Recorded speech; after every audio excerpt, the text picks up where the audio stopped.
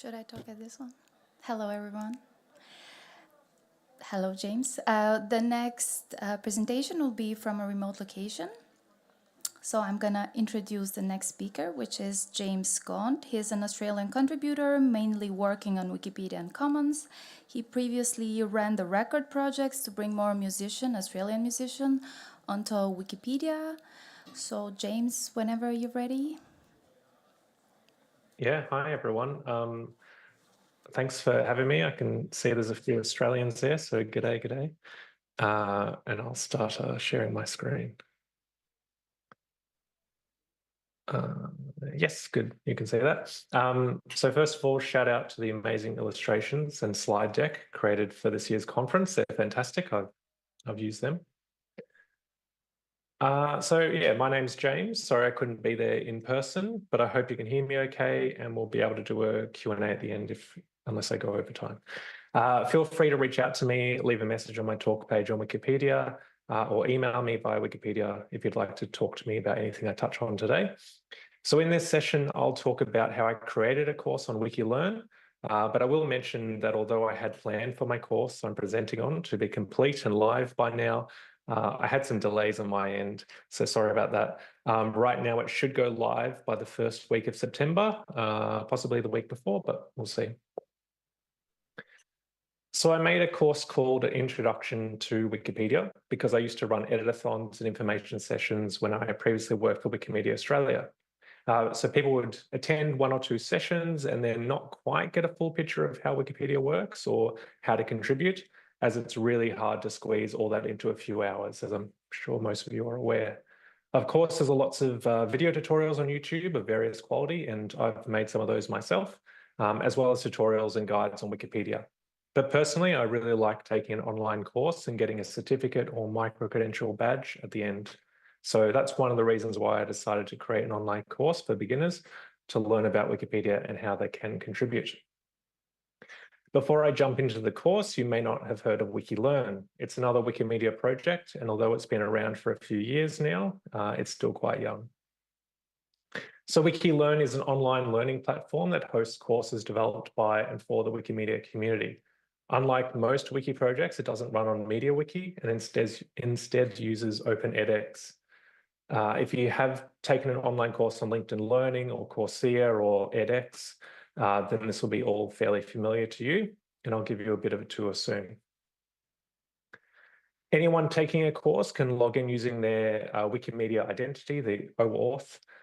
So if you've already logged in and are editing Wikipedia, you can just log in using the same account. Some courses are self-guided, meaning you can complete them at your own pace, while others are run live, so you might need to participate in activities or there'll be deadlines for homework. For me, I made my course self-guided so that if you want to finish it in 1 week, you can, or if you want to do one lesson every day or every week, you can, and it won't affect whether you can get the certificate. So there's no time limit. The Wikimedia Foundation's community development team are the ones running WikiLearn, and I've been supported by Melissa from their team while they put this together for my course, and she's been really, really great. So for more information about WikiLearn, there's a page on Meta, or you can go to their website, learn.wiki. I found creating a course in WikiLearn interesting. It's possibly not as easy as using Visual Editor on Wikipedia, for example, but it's fairly intuitive. I'd previously taken a course on WikiLearn, so I had some idea of the layout possibilities, and I was given access to a test area to start playing around and creating my course. And later on, I was able to invite beta testers to test things before they went public. So the first thing I did was write a series of lessons in one document. Those are the stats for the final version, so 69 pages and over 25,000 words. This evolved over time, so I initially wrote it from memory, just writing out how I would explain to someone how to use Wikipedia if they were in front of me. I tried to keep it informal, but occasionally it's really hard to avoid just dumping information. The next step was to double check what I'd written by reviewing the many Wikipedia policies and guides, such as the Manual of Style. And once I had a pretty good script done, I sent it to some staff at the Foundation and Wikimedia Australia who reviewed it and gave feedback. I have to give a massive shout out to Belinda at Wikimedia Australia here because she gave me so much feedback and it really helped make the course much better and clearer. So then after revising everything, the next step was to record. So I created a new Wikipedia account, and then I recorded my screen as I was discovering Wikipedia for the first time. This was really fun as I tried to follow my script and then realized that things just weren't always the same. So once again, I had to revise it before recording the narration. This is the studio I used to record the audio narration when creating this course. So this is actually at the State Library Victoria in Melbourne, Australia, and it's a free studio anyone can use. There's 4 mics, a mixing desk, and it's mostly soundproof. Occasionally the aircon could be heard, and I was able to kind of EQ it out. So if it was picked up, I could kind of remove it. But yeah, kind of troubling when you're sitting in there going, oh, I hope this doesn't get picked up. So I booked the sessions here and would record for an hour or so, then go home to add the audio over my video. And this led to another issue. So before I began this project, I met with the staff at the foundation to discuss my plan. And one of the things they said was, don't let any video go over 5 minutes because people will lose interest.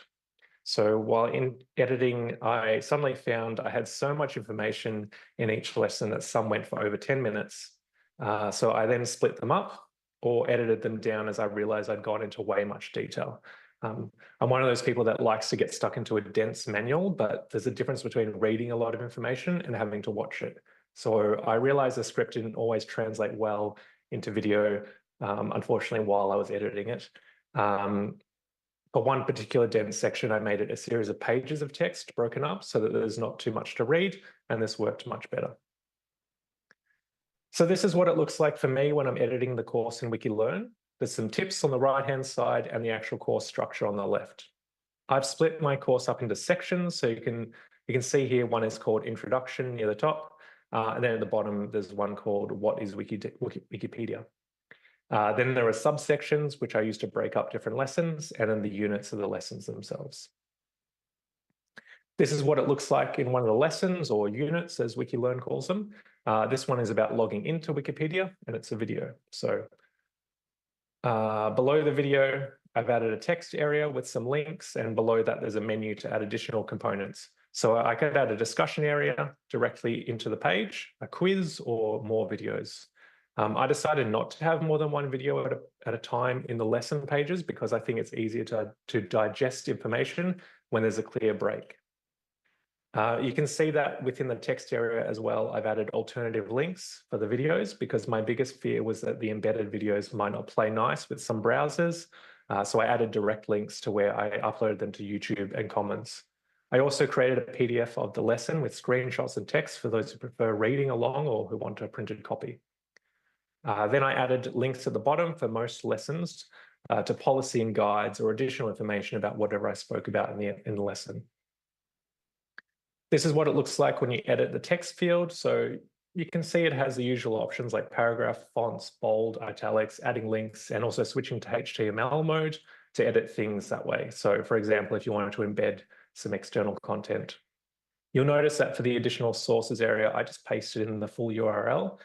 This is because of a personal annoyance I have of not knowing where links go sometimes. So I wanted it to be clear that most of the links I'm sharing are for pages on Wikipedia, or in this case, MediaWiki, but that's just a personal preference.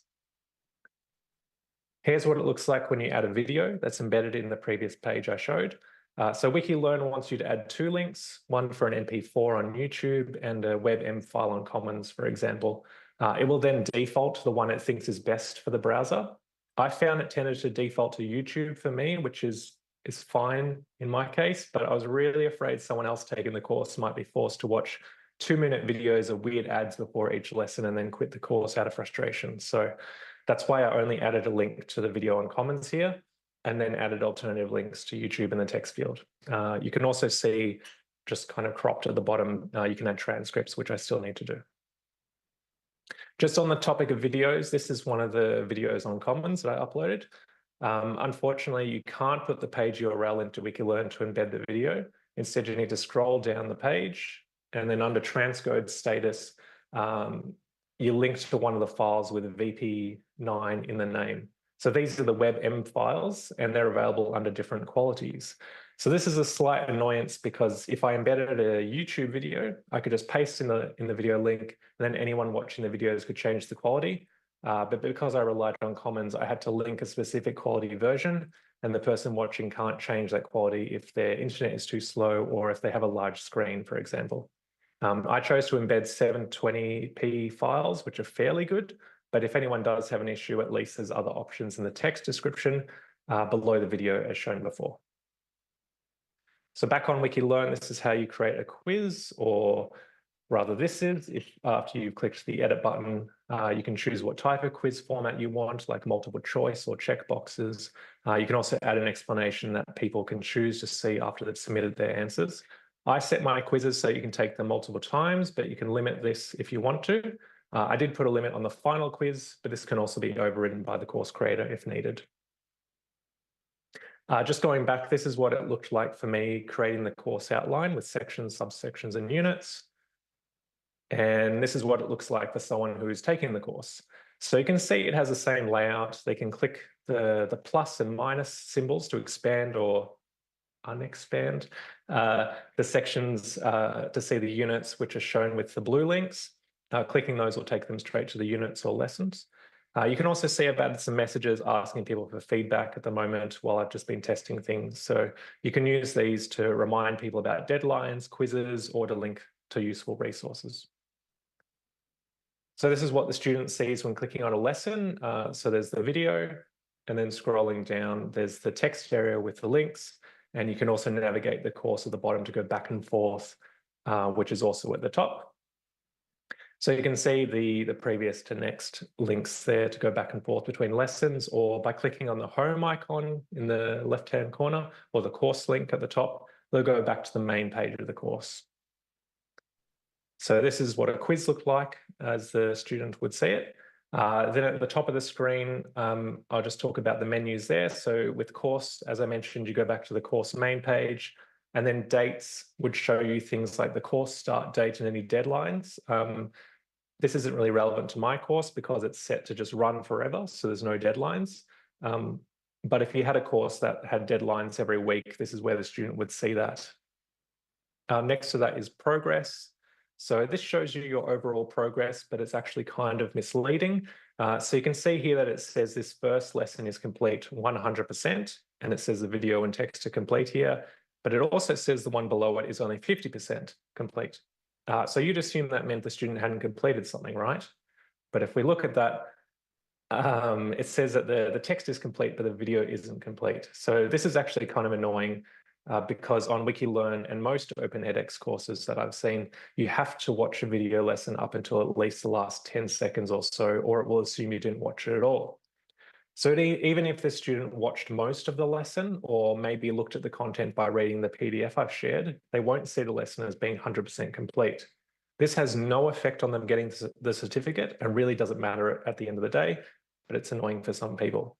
One way around it is to either embed the videos in an iframe in the text field, which is kind of clunky, but it does remove the check for whether a video was watched. I just think it's a minor issue, but I'm gathering feedback on that. So back at the top in that menu, I added a help page with just some general tips on where to find help about WikiLearn or Wikipedia, and then some troubleshooting tips for video playback too. And then after that, there's the discussion page.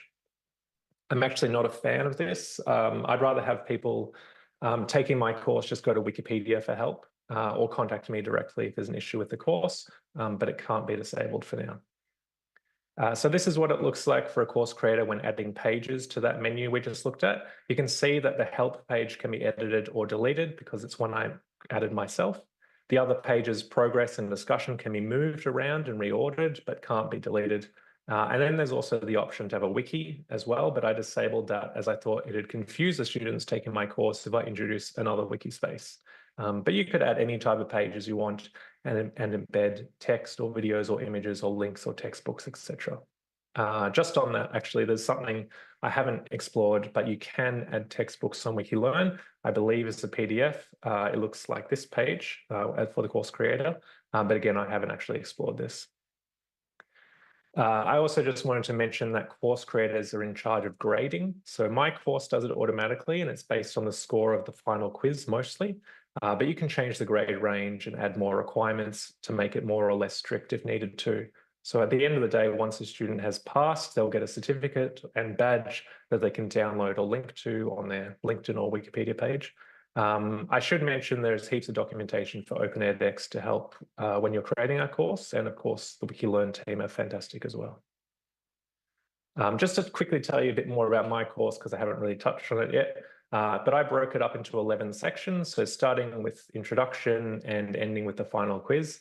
And in between that, I explain what Wikipedia is, how to log in, what all the menus and notifications are, how to use your homepage, user page, talk page, where to get help, how to edit Wikipedia and use your sandbox, a brief introduction to copyright and Creative Commons, how to add references and what a good reference is, how to access more with your Wikipedia account, like the Wikipedia library and page stats on Wikipedia, as well as how to find your local community and attend events like Wikimania, and also how to create an article finally. So it's really aimed at beginners, complete beginners, but some of the experienced users who tested it recently said they found new things as well, so that's always good. But yeah, after you've completed the course, you get a certificate or badge. So here's a badge I got for completing a course a while ago. I believe the teacher for this course is sitting in the audience. My course is still in beta testing, so you can't get a certificate or badge for it yet. But once it's out of beta, I'll be able to award any of my testers their badge and certificate if they've finished the course. That's cool. I had a few challenges while making this course, and I won't cover them all. I would love to spend hours moaning and complaining about all the little things, but we've got a time limit. These are just some of the problems I had. Other things like I got sick, I moved house. They're all minor, but there's two things I will mention. So one of the problems I encountered was how things would change on Wikipedia. I won't detail them all, but after I finished all of my videos, Wikipedia's appearance menu was released. Rather than redo the videos, I just added a short page with screenshots showing how the new menu works, and that was fine. And then a few weeks later, they added dark mode, so I had to redo it all over again. So I knew some things might change and I'd need to do occasional updates, but it's still frustrating when it happens. The other big challenge was around video formats. So I used Final Cut Pro, which as far as I know, doesn't export WebM format, but WebM is the format Commons uses. So I wanted to add everything to Commons, so I had to use WebM. So I had to export an MP4 file, which is perfect for YouTube. Then I convert the MP4 to WebM using a program called Handbrake, and then I'd upload that to Commons. This added a lot of additional time. Final Cut was pretty quick at exporting the videos, but then converting it to WebM took ages and added a lot of extra time. I had a few beta testers go through the course recently and give me feedback. So these were Wikimedia Australia staff and some of their partners who were interested in rolling out a course to their organisations potentially. Several typos were found and feedback was given about how the quizzes worked, with one person suggesting they were all just a bit too easy. Overall, the feedback was positive, with just some minor things needing attention, and a lot of feedback focused on how WikiLearn worked, as no one had actually used it before. So, for example, one person was really interested in how the discussion area could be used. I mentioned I'd actually prefer it was disabled, but I can see how this would be great for classes who are taking the course together, and that's how this person providing feedback saw it. Finally, I touched on this earlier, but a minor challenge was just figuring out whether information should be presented as a video or text. So for me, I prefer learning by watching a video, but when I got to Notability, I realized the video was boring. So I broke this up into several pages because I was just showing examples of notability criteria from Wikipedia's policy pages. That being said, I did get some feedback that without a video here, some students might just skip over this section, and notability is extremely important. So I'm figuring out whether to add a new video in here that introduces the basics before the pages of text. I still need to have a think about that next week, as I don't have access to a studio at the moment. I expect I'll get some more feedback once the course does go live, and I'll keep the feedback form open as well. So the next steps, I mentioned that next week I'll be meeting with the WikiLearn team to look over the course one last time before it's launched. I have a few of the PDF lesson guides to complete, adding transcripts and things like that. And then I'll write an announcement for Diff so everyone knows that it's out. One idea that I discussed with the Wikimedia Australia team is to have this course run as part of a professional development program for employees. So people who complete the course as part of their job would get an additional certificate from Wikimedia Australia to confirm they completed the course and outlining their learnings. This could be offered to glamour education institutions, so that's kind of a plan. For anyone interested in collecting stats, as a course creator, I can see a list of the Wikimedia usernames of those who participate in the course. So I'm adding them to a dashboard to see if people who take the course actually continue editing Wikipedia in the future or not. So I realized I really rushed through that, but I wanted to leave some time for questions if possible. If anyone has any questions, feel free to yell out. The slides are on the program page and all the links are in there as well.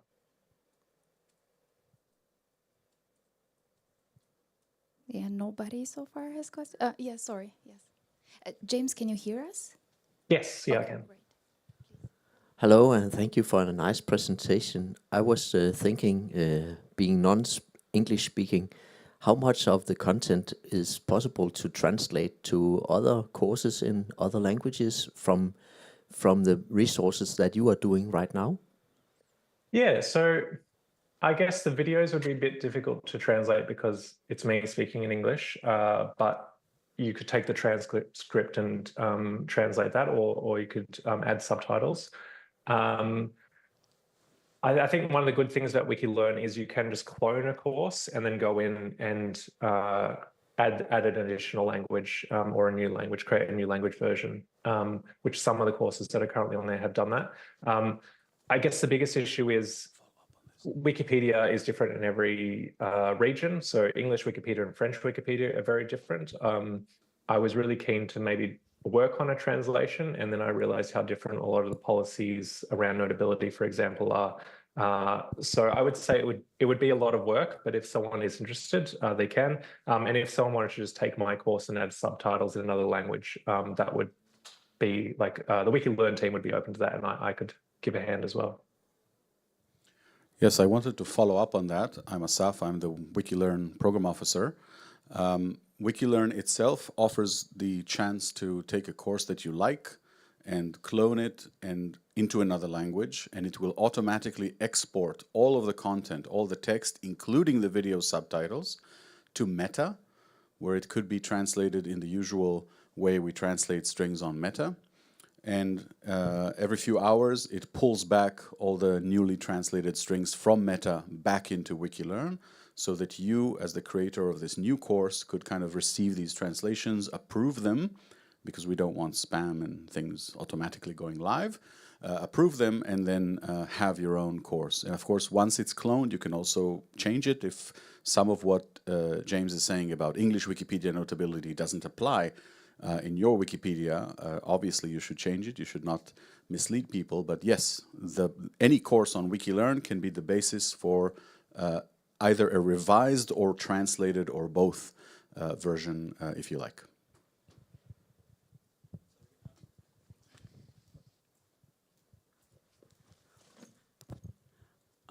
Thank you so much, Asaf. Thank you so much, James. You're doing a great work.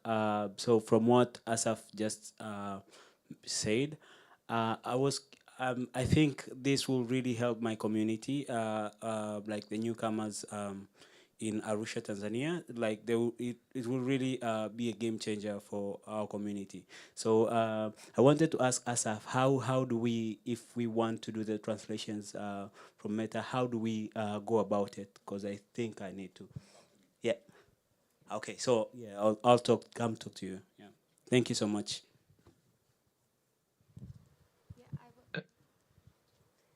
Any other questions? I guess just on the topic of translation, so I'm not the only one creating courses that are introductions to Wikipedia. There's a team in Africa, and I cannot remember which team exactly that is. Asaf might know, but they're doing something similar for their community, and yeah. this course was kind of a trial for the WikiLearn team to kind of see what I could create. But then ideally at some point there will be other introductions to Wikidata or Commons. I'm actually creating one about Commons, but the upload screen changed and I've had to scrap all my videos, so that's not annoying. Sounds very good. Okay. Thank you very much, James. Yeah, See thank you. around. Thanks for having me. Ciao.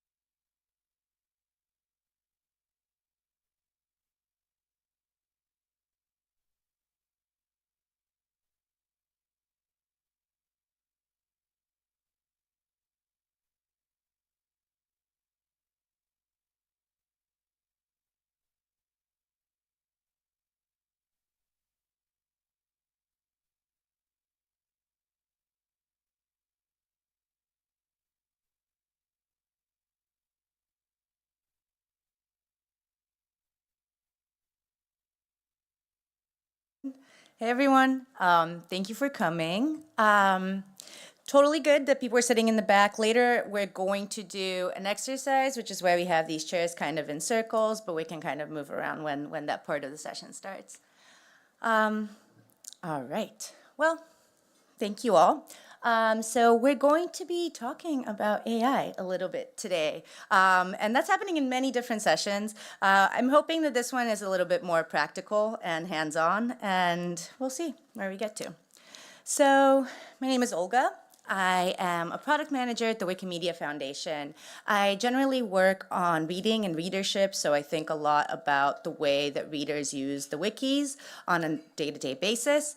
And we're also supposed to have Shimon here, who is our movement communications specialist, but he is also on the organizing committee of Wikimania, and he was pulled to do some other important things that allow us to be here today. So apologies. He said he'll stop by and say hi at some point, but. Oh, I was just talking about you. Introduce yourself if you want. All right. Okay, so why are we here today? We're here today to talk about AI. And in particular, we want to talk about ways that we can use AI to make the wikis a little bit easier to learn from. So one kind of quick summary on this is that we want overall a new generation of readers to read and to discover information on Wikipedia and the other wikis in new ways. And we want them to be able to discover this idea of encyclopedic information that we've been getting really, really good at over the years. And to do that, we think that we can use our pre-existing encyclopedic content, so the text and the images that Wikipedians and Wikimedians have already built up over the years. And instead of building it out again, kind of focus on making it easier to find and easier to use for people. And we think that overall AI and machine learning and sort of machine-assisted content generation can help us with that. But, and with a lot of our things, there's a usually important but or however, we really want this to happen in a way that's aligned with our principles, and in general, that's aligned with having humans really have access to knowledge and having humans be involved in the process of knowledge creation. So in general, we basically want anything that's AI generated to pass through the hands of humans, of our editors, in one way or another. So, you know, this kind of brings us to this question of how do we do that, and how exactly do editors participate in machine-generated content remixing and machine-generated content creation. So this is all very, very early. Like I said, we're going to try to keep things a little bit hands-on, but it's very early days for a lot of these ideas, and especially for bringing a lot of these ideas to the website. And since we're all here at Wikimania, we thought that even though it's early days, it's actually a perfect time to start this conversation as early as possible. All right, so this is what we're going to do. I'm going to talk for about 15 to 20 minutes to sort of introduce you to some of the ideas that we're going to be playing with today and some of the ideas that we have to help reading and readers on the wikis that do involve AI or machine-generated content. Then we're all going to sort of split into groups and do a set of exercises on different ways that we can curate and moderate that content by editors on the wikis directly. And then we're going to talk afterwards. We'll have each group sort of discuss and do a share out of what they learned and of the way that they thought about approaching the problem. And then we're going to have a kind of more open-ended discussion and Q&A at the end. All right, so what do our readers need?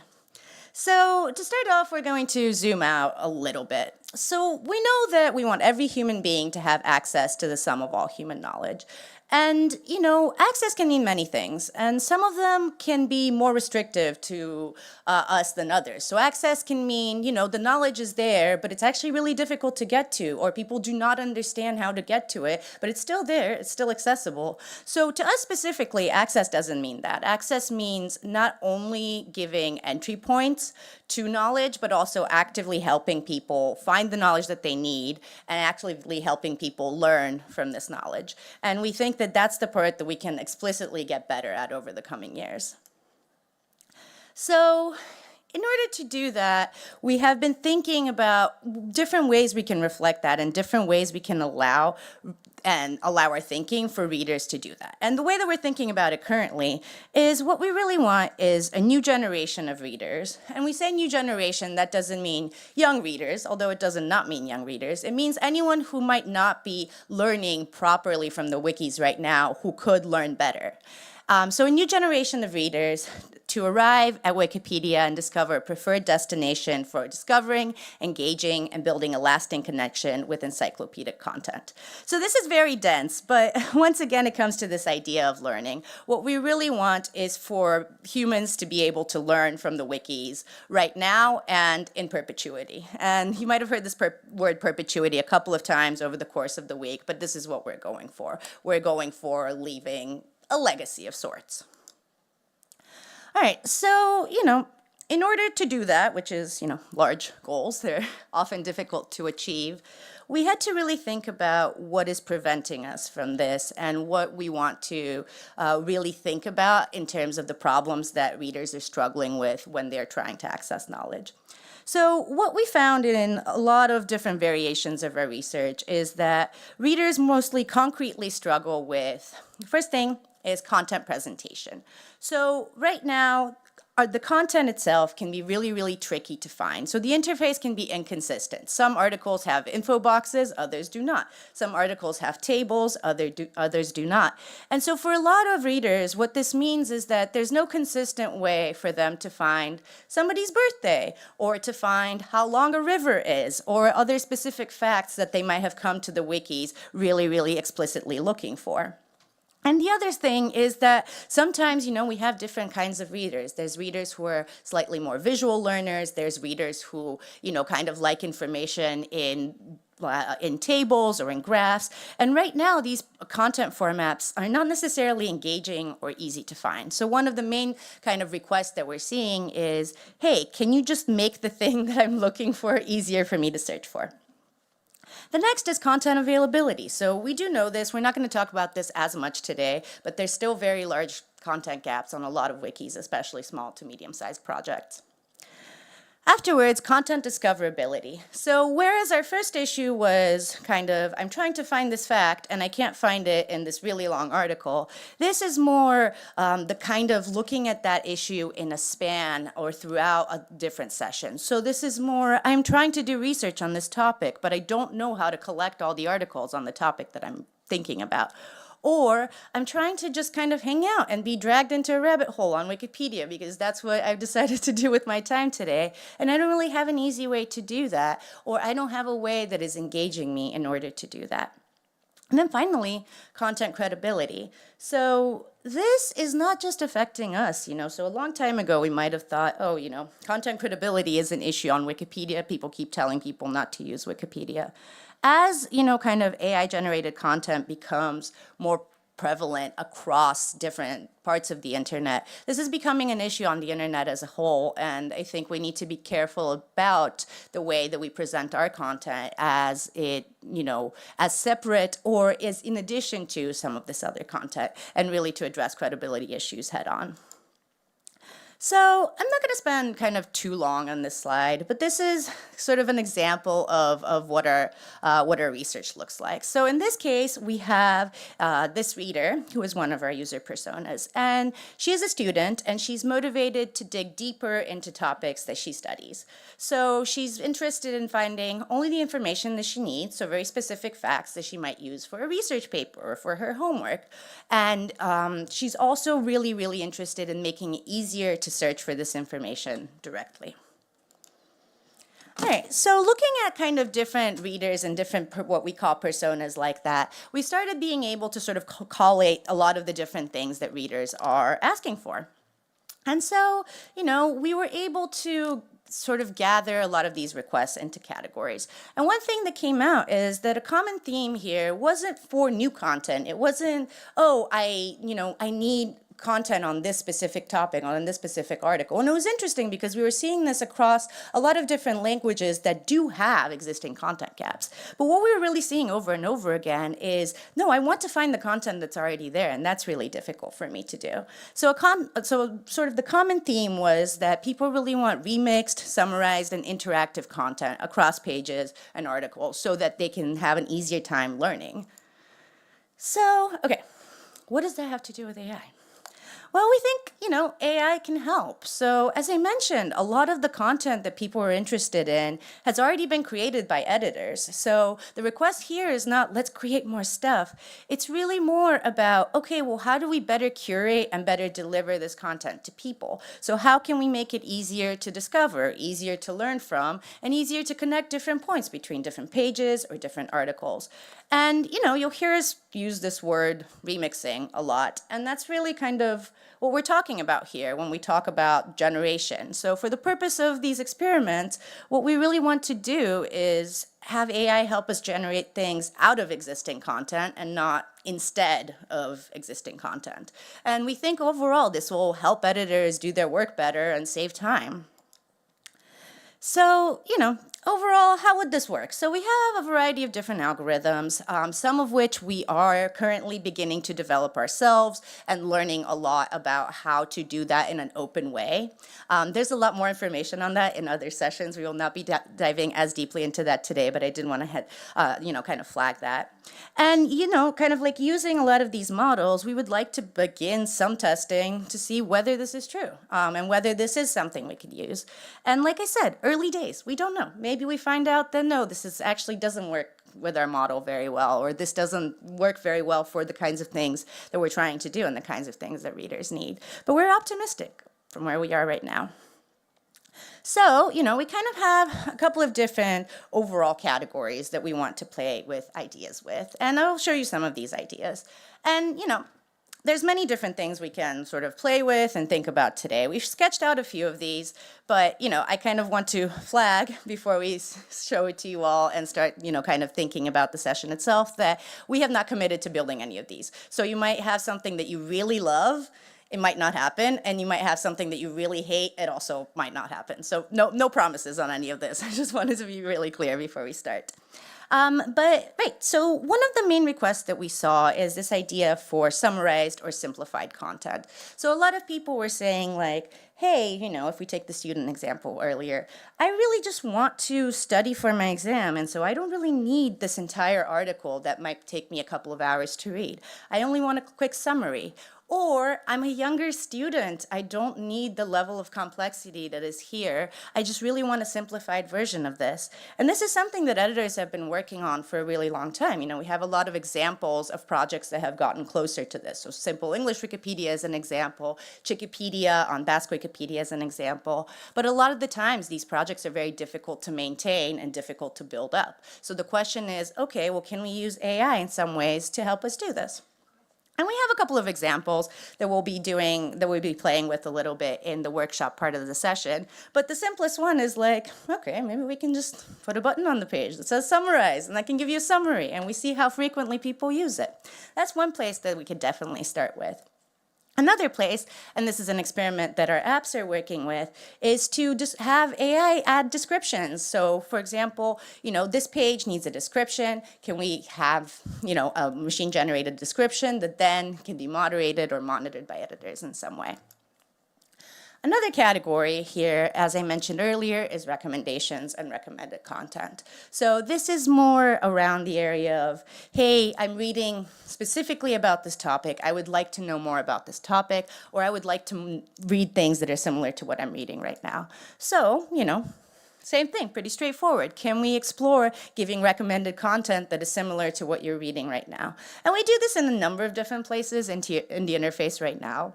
But the difference with this is that we would want to make it a little bit easier, so increase the prominence, and also really think very, very, very deeply on the kinds of recommendations that we are providing. So we really want to make sure that everything we show respects users' privacy and does not, necessarily gather data that we don't want to gather.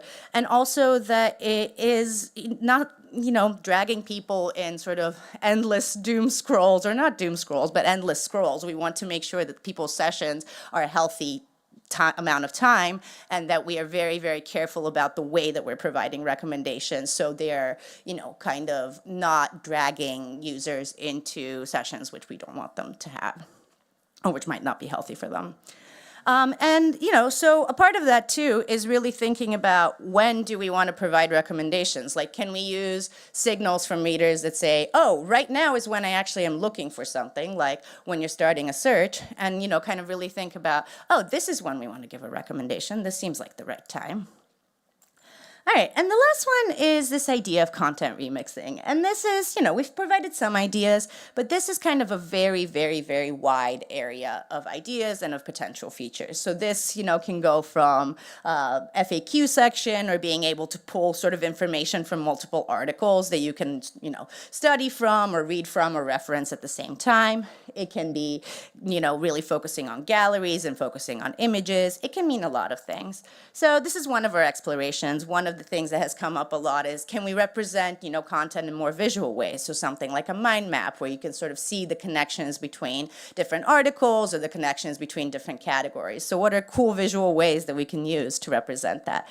Also, some of the other things that we've been, kind of playing with is things like nearby. So for example, we're here in Katowice, and is there things that are of interest there near me? So if I want to go out on the street and walk around a little bit, of course with permissions, can I walk around and find things that are interesting to me? And so this is another kind of example playing with this idea. So that's ideas, and that's all good, and we have a lot of ideas, and it'd be really interesting to begin experimenting with some of these and to begin testing with some of these. But, we have an issue, and that issue is, where do we keep our editors? How do our communities take part in this, and how do we make sure that a lot of our communities have control over some of these ideas and over the output of some of these ideas?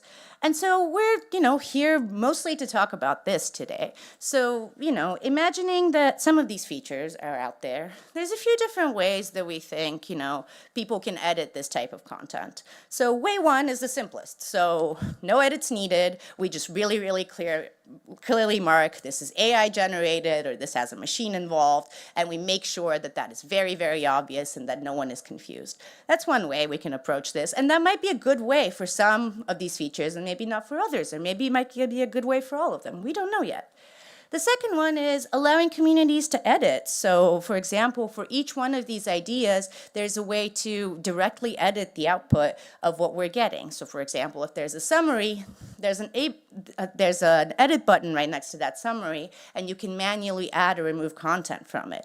Or if you have a list of recommendations, there's an edit button next to those recommendations, and you can manually add or remove recommendations that you think might be good for that specific article or for that specific use case.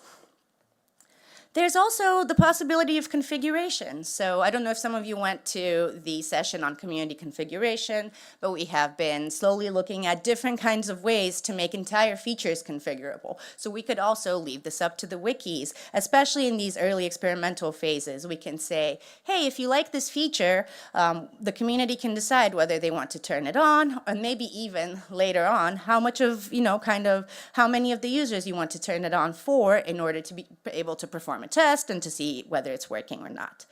Or, something else. There might be so many other ways to involve communities and to give communities control over AI-generated content that we haven't thought of, or they're not part of these three. And, we wanted to take some time today with all of you to brainstorm on some of these ways and to try to think about kind of different ways that we can actually do this in a more real-life situation. So, right. That brings us to our brainstorming session. So we're going to split into groups, and there's quite a lot of you, so we might do some moving of the chairs around. But let's split into groups into around 7 or 8 people. We can walk around and help you do that. And so for each group, we will give you a feature idea or concept, one of the ones that you saw there on the slides, and we will try to, together, draft a moderation system that we can build so that we can allow communities some control over this AI-generated content. So we have some very specific questions for each feature as you're looking at it. The first one is, do you think editors need to play a role in this feature? And if you can have someone take notes. Please add an explanation as to why you think yes and why you think no. So if yes, when do you think they should play this role? Should this be something that, for example, like I was saying earlier, communities should decide to enable overall? Should this be something that is editable or something else? And if not, what guidelines do you think we should provide to make it clear to readers so that readers are not confused as to what is content that's generated by a machine and content that's generated by editors? How can we make that distinction clear?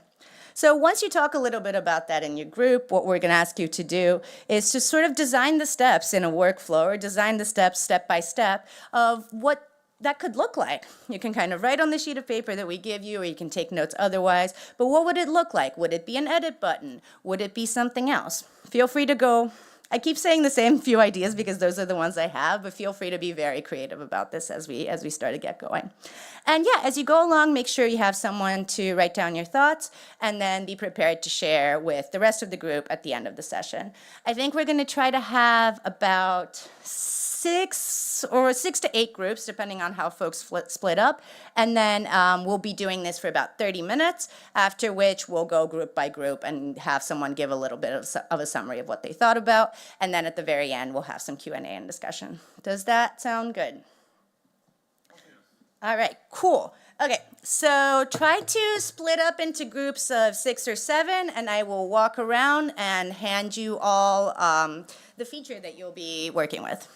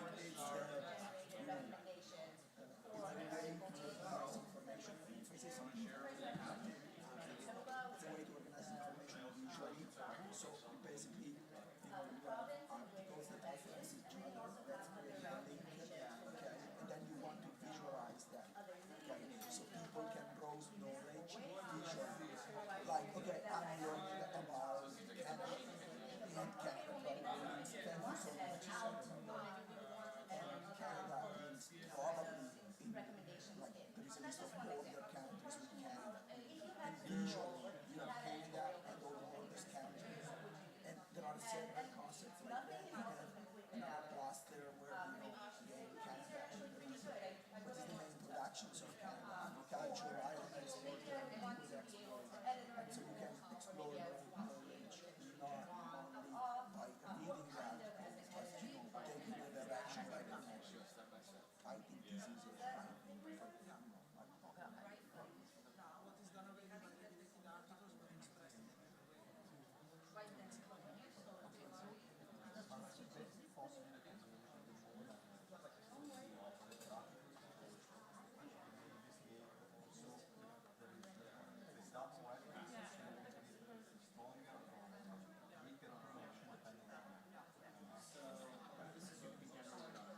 Yeah, what AI can do is, usually AI recognize features, but hey, you should talk about what AI can do. I mean, AI is a senior code. So it can recognize, AI can recognize features. So when he will do the connection, it can do connection like, okay, I know those connections are economics.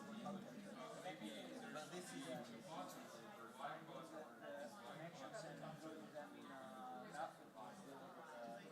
Yeah, it's an expert system.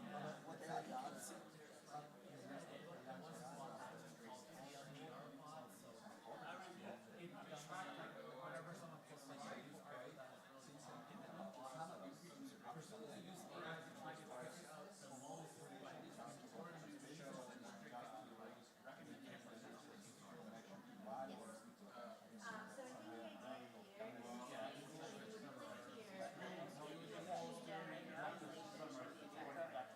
So basically, it would translate the articles, switching you over to this the wiki of that language, assuming that article is not the article from any.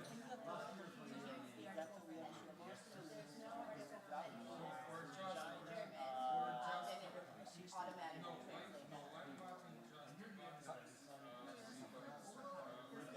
translate that. But it may be So kind of a general question that we want to think about is, would you want, as editors, would you want to have any kind of control, and what kind of control would you want? Would you be okay with it, kind of showing to users so long as it says, this is a machine generated? Or would you want to edit parts of it? Would you want to change it in some way? That's kind of talk the generational system. Also, if you, Yeah, because it's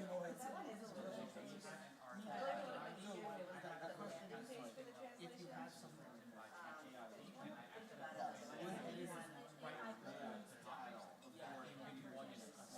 or maybe a past you need to replicate section headings and do yeah, and this is just really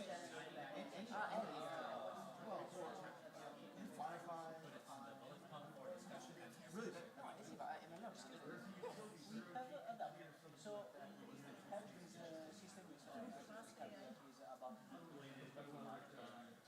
what is not here it was how which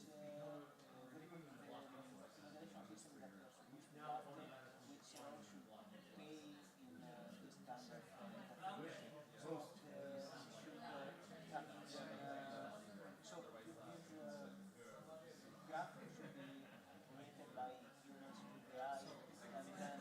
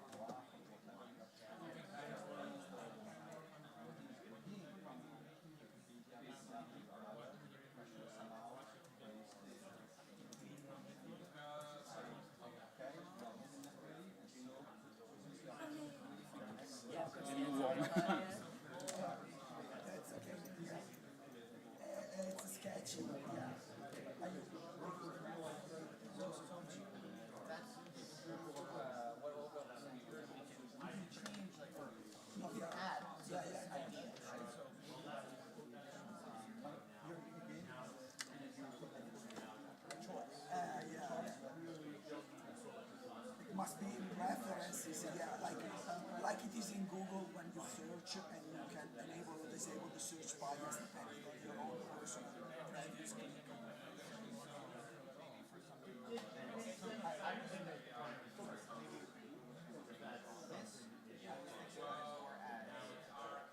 Objective, like when you're looking at this article, here are the things we think that are related to that article. But this, reading this, might be something that's more personal. So the AI is okay, we know these things are connected, but because I've seen what you've read before and the things that you click on, actually maybe you're not interested in this stuff. You're interested in a completely different animal, not like where the animal is from, or maybe where the animal is from.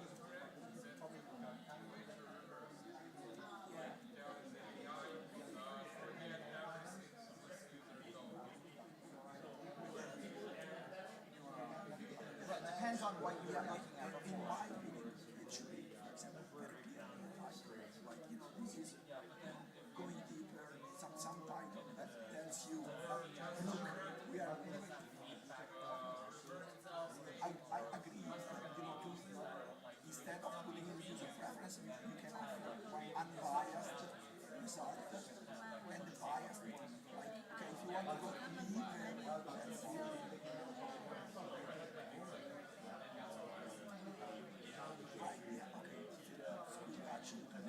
so I start with point number one, being able to disable user customization. You already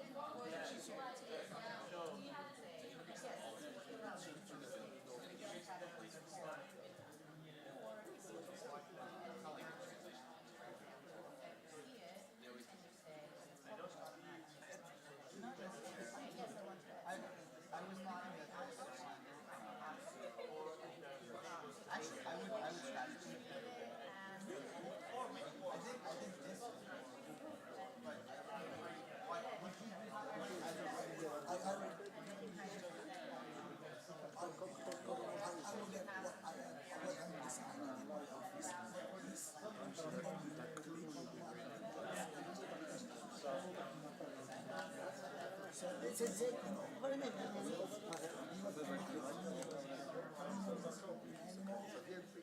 but change color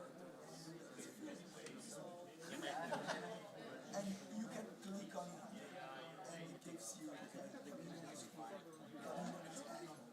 Chameleon has a change color like I probably it's probably around I wanted to there was some presentation for 1 hour and 25 minutes. Okay. Do you remember what it was? It was by this Wikimania, some remarks. Oh yeah, this is The one? like so I can kind of tell you where we are. You can sort of basically we're talking about different ways that editors can moderate or edit content that is created by AI in one way or another. And so right now what we're doing is we split into groups and everyone's looking at a potential proposed AI feature and just sort of talking about, if it was me, this is how I would want to moderate. It is still making sense for me to join now? I think so, yeah, I think so. I would just say, just pick a group, maybe, and then shoot them.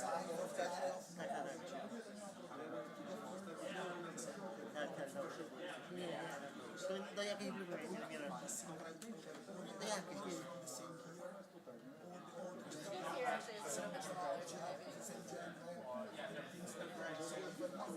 J.K. Rowling fantasy, J.K. Rowling authors that were removed from the young age, stuff like that. Novel, very short.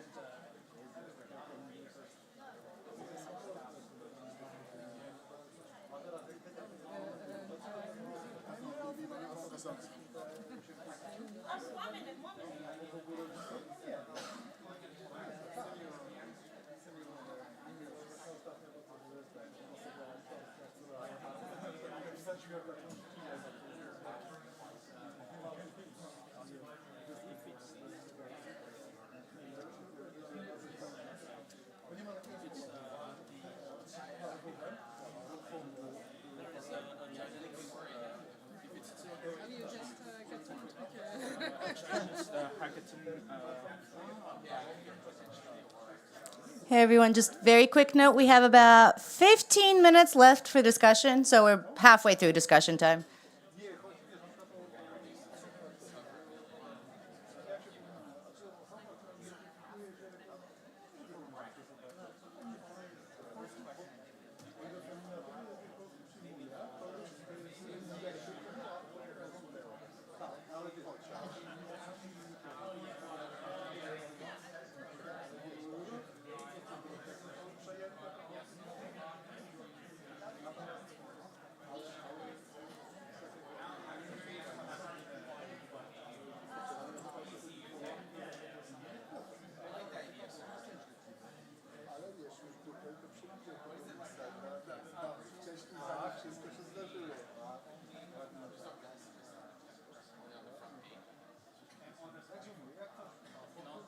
A to w sprawach właśnie takich, jakieś algorytmy są. Bo my to mamy całą listę roboty dla bota. No ja ci ją to mogę wysłać, ale...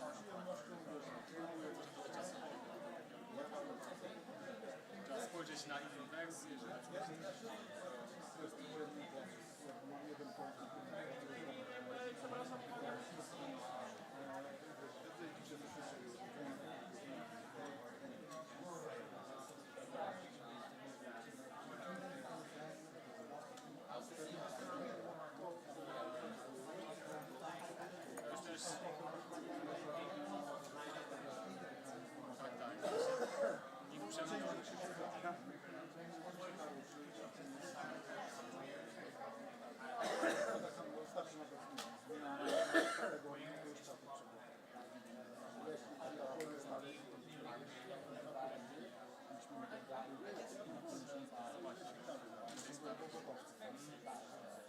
Co jest?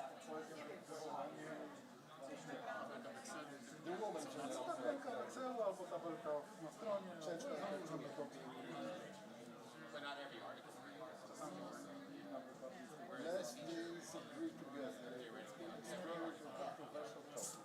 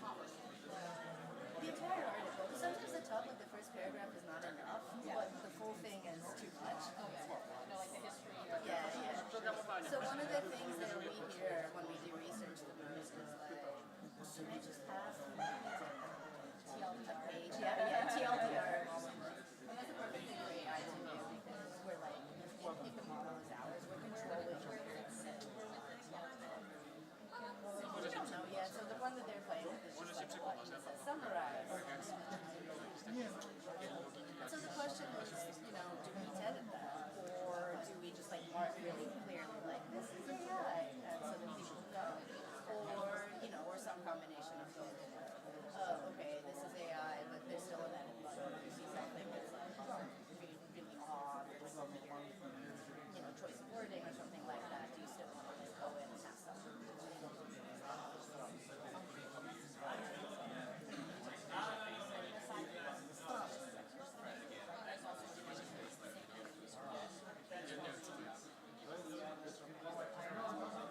A little bit. So what we're doing right now is we have a couple of feature ideas that we want to do. This idea of moderation is coming up kind of over and over again. Yeah. And whether and when, because our thing is to make humans and having activity involved. So we know that we want to have some control of anything that AI does. We don't really know how much. Where that line is. Like, is it like completely? Is it like a little bit? Is it like every week we decide for themselves?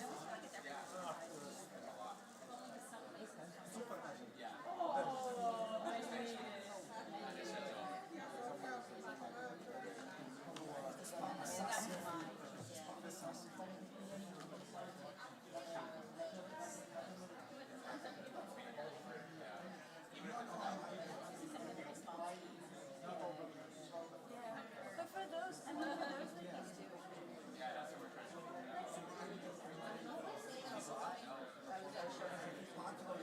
Most people, even on small wikis, they're like, okay, maybe the thing I was looking for wasn't there, but I don't want to do more content. I just need you to like make it easier for me to find. Like I want to find it quicker. I want things like summaries. I want like TLDR. I want you to know that I'm like doing a history paper. It shows all the articles about my history paper. That's kind of the stuff we make. How did you have to come to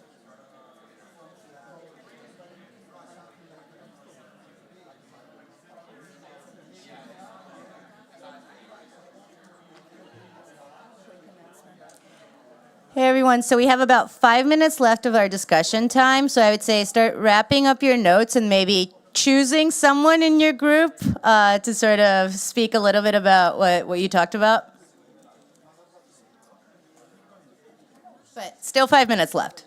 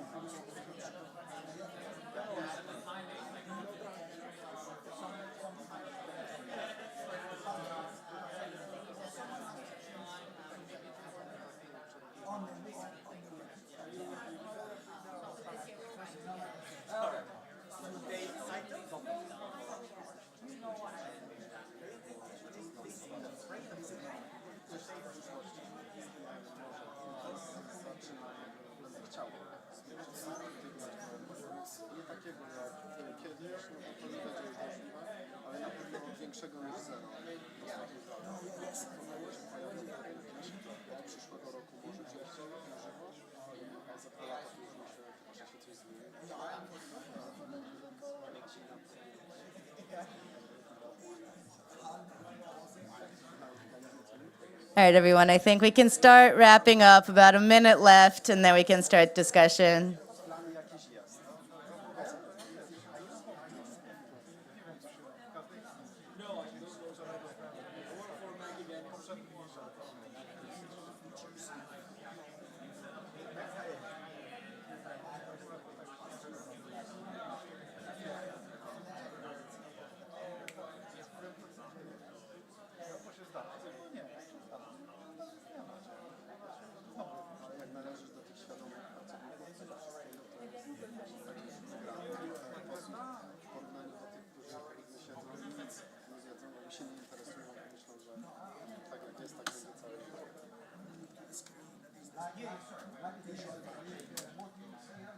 All right.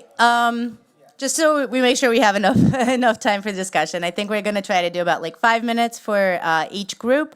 And yeah, I would say, just kind of whoever wants to speak for the group, sort of kind of talk through your answers to these questions, but also anything interesting that you wanted to highlight on the conversation. We can keep it pretty flexible. You don't have to stick to the questions. And yeah, anything interesting that you learned on this topic. Another thing is if you took notes and you're willing to give them to me afterwards, that would be amazing.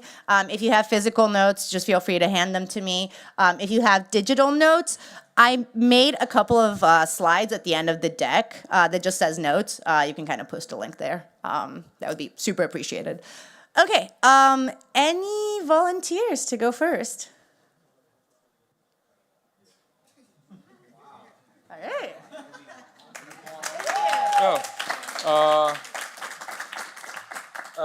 I'm not sure if this will be visible for you or for the camera.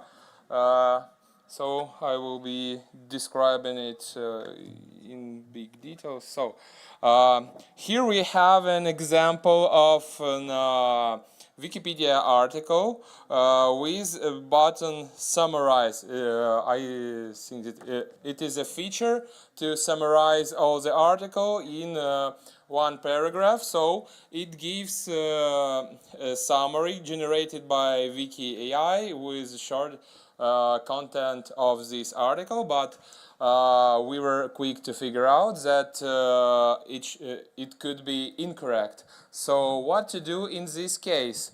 We thought it over and figure out that down there there should be a button report as incorrect. If user thinks that anything here is incorrect, they press this button, and then they are prompted with this interface. On the top it says what exactly is incorrect. Then there goes a text box when a user could describe what exactly is incorrect, and also some common options, quick options or template answers, like chunks of code in the description, or incorrect grammar, or it contradicts itself, or it is complete rubbish. And then they write or choose one of those answers and click send, and they have a message that your feedback was saved. Okay, and then it goes to a review to a patroller because this report could be incorrect, it could be malicious, it could be done by a vandal. So to feed this feedback into the AI, it should be reviewed first whether it is genuine or not. Then there goes a patroller interface where they are shown the summary which was given to the user. their comment and options, what to do with them. They can approve this feedback, and it would be fed into the AI, like in ChatGPT, where you reply to their ChatGPT's message that you was incorrect, please rewrite it correctly, and then it writes an updated version, and you may again write that now this is incorrect. So you are giving the feedback to the AI. There is an option to discard it if patroller does not agree with it, and if they think this is vandalism or user being incorrect, or they can edit the text of an article itself for the AI to use a slightly different data to generate a summary. So this is roughly how we think that should work, but maybe it should be someone should think it over for longer than half hour, I think. That's all, I think.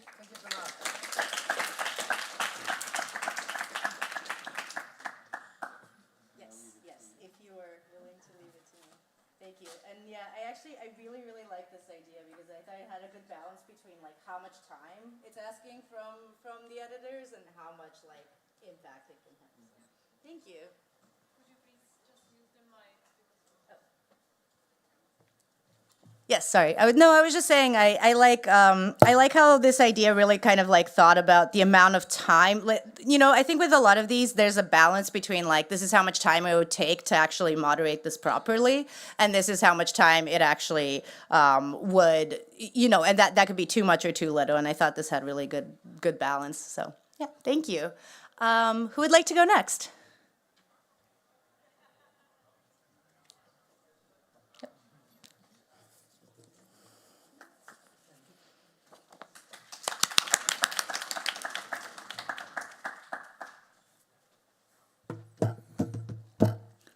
Wow, very bright. I can't see anything. Maybe with sunglasses or something. Okay, so our group evaluated a concept where if you are reading an article, there would be a suggestion of what to read next.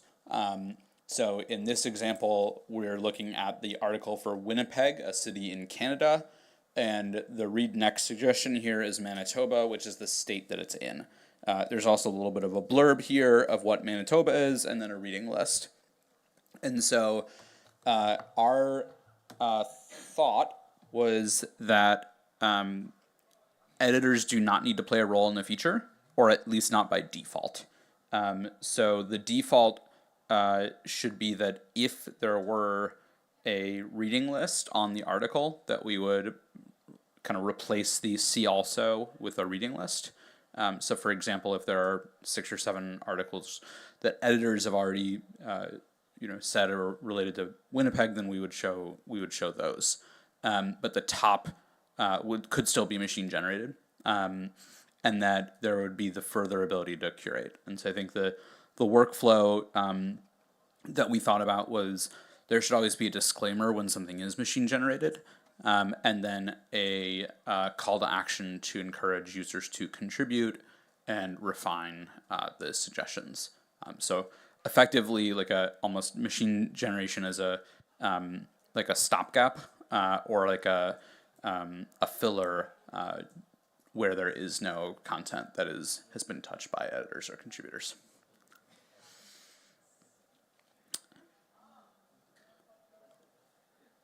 Is that it? Yes. Okay.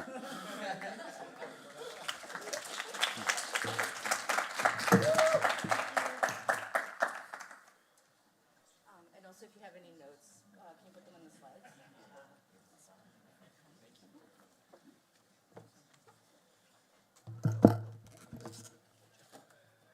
Okay.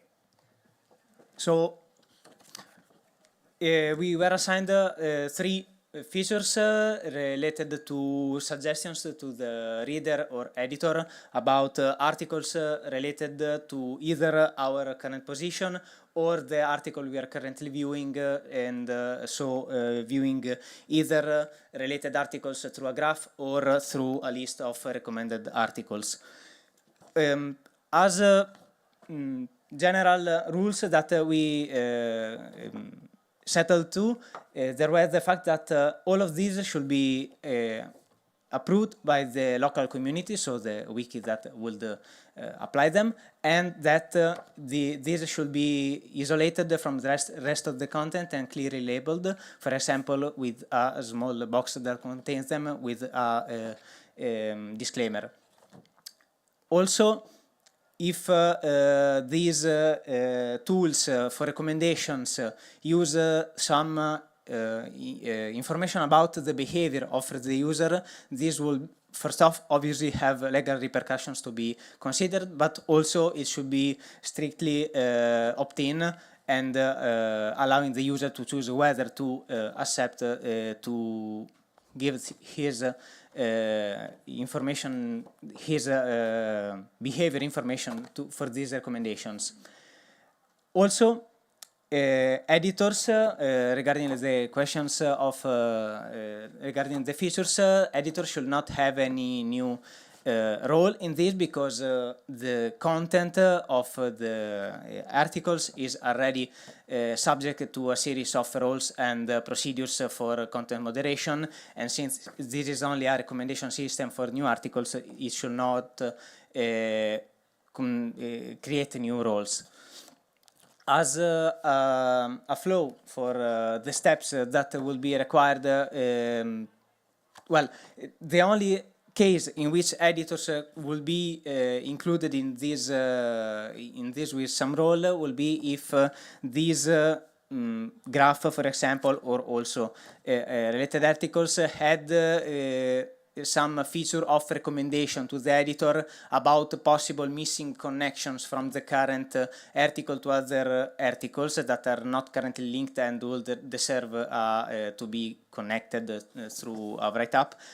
And in this case, obviously, the editor will be have a role, but it will be the first role beyond the approval from the community and the opt-in of the editor into this feature will be that once the editor goes to the page, he can see a button to show him the graph recommendation with the possible new connections, and he has the duty to manually understand and choose if and how it is correct to include these recommendations.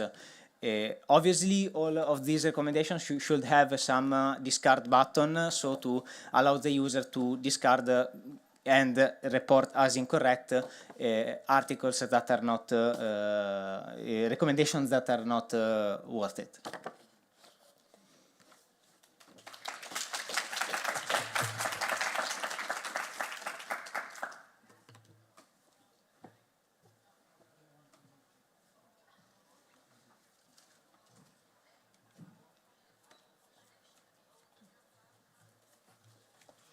Hey there. Our group were also assigned the Summarize AI Summary feature for the Hedy Lamarr article.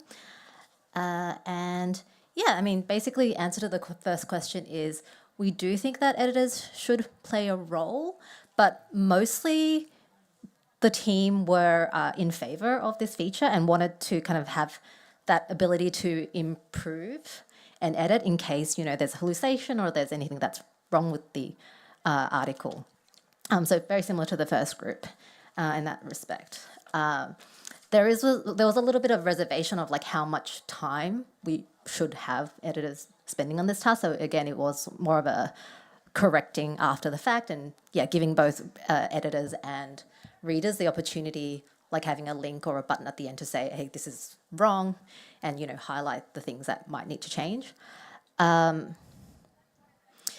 I mean, even though we said yes to question A, we did think that the guidelines currently is pretty good. So I'm just answering the question about what guidelines should we provide if no? But we think if yes, but also the guidelines at the moment where it says simple summary generated by Wiki AI is like a pretty good indication that's very clear at the top of the article, potentially adding in some sort of like info icon so that people know where it comes from and how it's generated. Yeah, so one of the ideas that came up was, I guess, based on a question of whether the AI generates it every time someone presses the summarize article, and the thought was that maybe it shouldn't. It should just be one summary that maybe is periodically updated, you know, if we see that there's like content that's been added, etc., or if someone detects that something's wrong with it. So Issa noticed that the summary is quite interestingly summarized, and perhaps it's just because it's chronologically summarized, but it talks about how she was a famous actress first before the fact that she was a scientist as well. So whether, yeah, so and then it kind of talks about her husband, where do we really need to talk about this person in relation to her husband, and how normally in like their community they try to like weed out that content. So that's potentially one way they would moderate the content. And then someone else mentioned the idea of like maybe also enable editors the ability to prompt the AI proactively to create a summary and then give pointers about what it should and shouldn't include. Yeah, I think that was it. Thanks.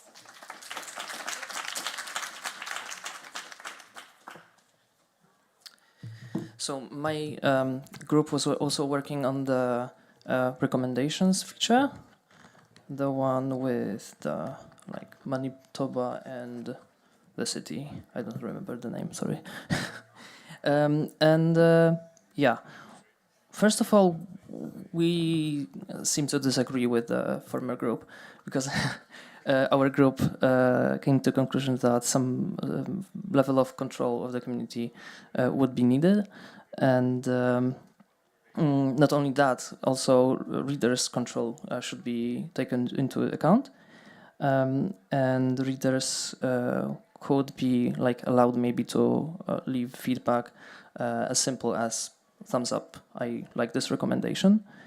And immediately, of course, there was a question like, are we taking into account the amount of personal what's the term, like personal identifiable information, right? The like how are we tracking our users, and are these recommendations personalized, or is it more like other readers read those articles, therefore we are recommending those articles to you?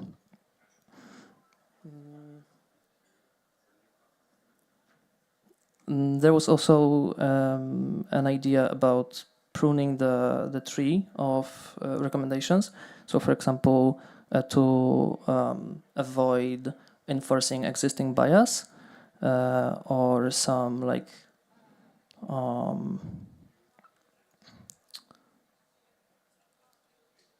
improper links between articles in certain topics. Regarding the second question, because of the limited capacity of communities, controlling the recommendations on a per article basis would be not feasible. So the community configuration could be a better option.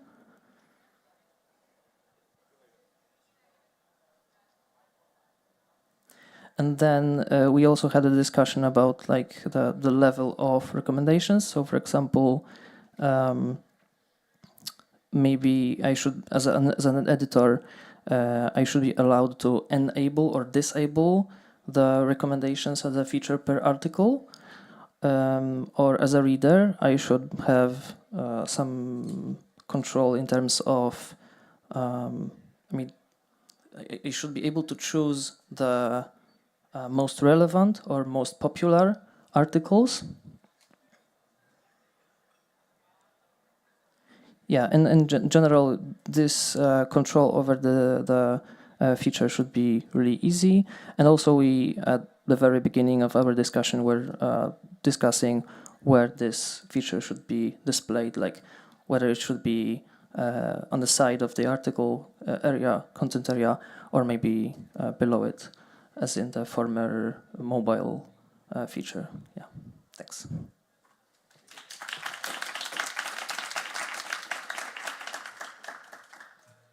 All right, we are doing so well on time, everyone. Okay, thank you all for all of your ideas. And yes, again, please give me any notes you took. Those would be really, really valuable. Okay, so now to wrap up, we have about 10 minutes that we can use for whatever you want. So I think what we can use them is kind of for an open sort of discussion.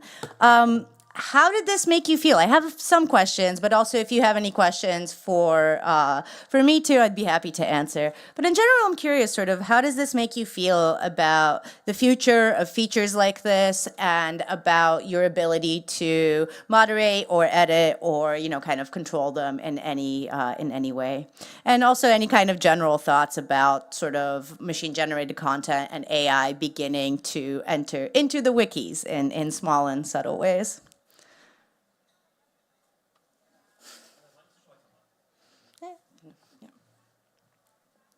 Yeah, one interesting question that came up for us, I think was, is this working? Yeah. Oh, okay, great. One interesting question that I think came up. Oh, there we go.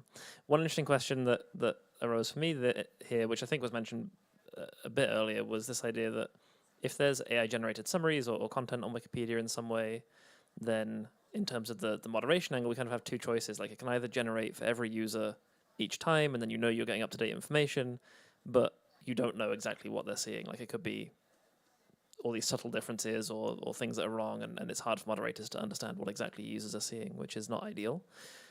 The alternative is then that there's a kind of a one-time generation, and then you're editing it, or you've got to decide how often it updates, or now you've got this extra bit of content for every single page that you need to sort of track. And is the effort of that actually worth it compared to just writing something like that from scratch? And I think that's just like kind of an interesting trade-off that came up for us.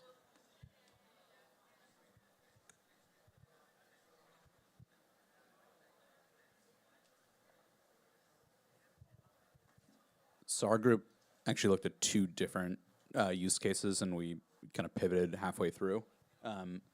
But one thing that stuck out to me, and maybe this exists and it's just not readily available, or maybe I'm just living under a rock, but I think that to me, I feel like the concept of machine-generated content entering the wikis is almost somewhat inevitable.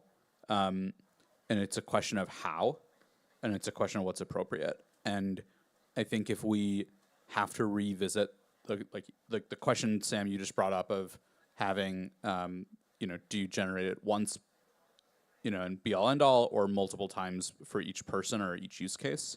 That's a question that we probably could solve with the principle, and then use that as a guiding principle of how and when we build with machine-generated content. And so I think the thing that I took away from this conversation the most was that need of setting up that framework and the guidelines of how machine-generated content shows up on wikis.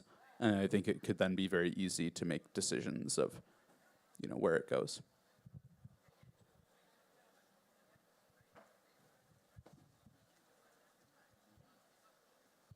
One of the things you'd asked was about how we feel after this.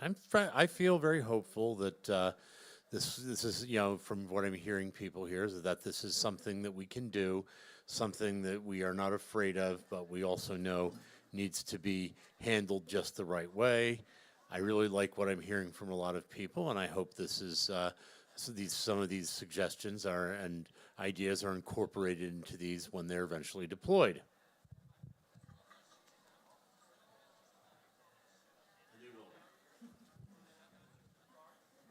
No promises, like I said. Some of them might or might not be, but we are starting.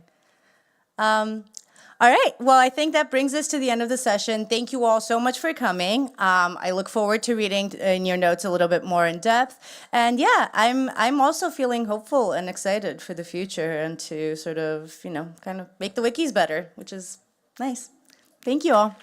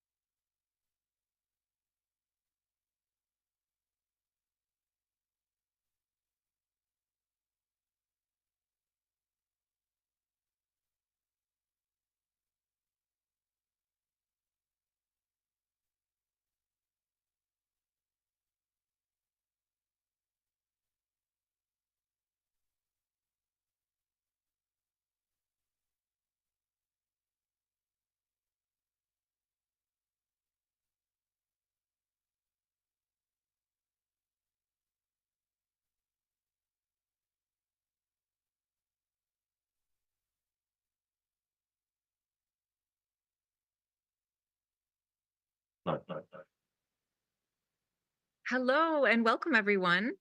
My name is Jenren Wetzler and I'm the Director of Learning and Training at Creative Commons in the US. And it is my absolute pleasure and joy to introduce two colleagues joining you to tell you a story about collaboration and sharing in Ukraine and beyond.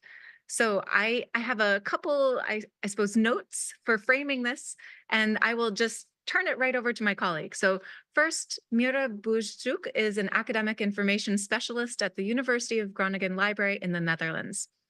Tatiana Kolesnikova is the director of the Scientific Library of the Ukrainian State University of Science and Technologies, USUST, with a PhD in social sciences and is also a senior researcher. So the story today is about an open education project, and through it, we hope to demonstrate the power of open education as a tool for cross-country collaboration, connection, and support for learning communities in Ukraine and beyond. We'll invite participants to join in the next chapter of our collective story as we explore ways to support Ukrainian colleagues translating and localizing needed skills trainings amidst war. So while my colleagues share the story of open education efforts, I'm going to also share a link to a Google Doc where there are some needs and offers that communities have put forth. And if you have anything that you'd like to contribute, you are welcome to do so. All right, now I'm going to share slides. Just one second.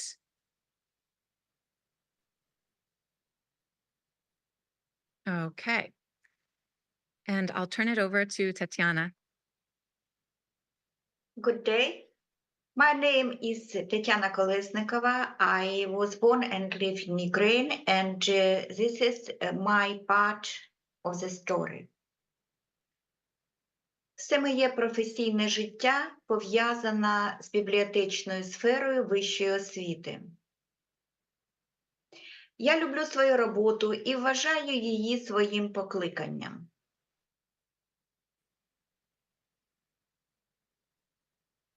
Я захоплююсь сучасною енергією і драйвом університетських бібліотек, їх здатністю успішно комунікувати із запальними студентами та поважними професорами, їх сміливість, статус-кво моделям обслуговування та здатністю доводити своє лідерство у відкритості знань. Але одночасно я люблю та колекцій,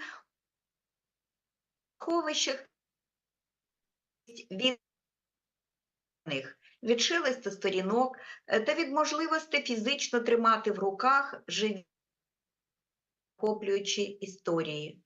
Міра? My entire professional life is intertwined with the academic library sector. I love my job and consider it my vocation. I admire the modern energy and drive of university libraries, their ability to successfully communicate with passionate students and respected professors, their courage to challenge the status quo of service models, and their ability to prove leadership in openness of knowledge.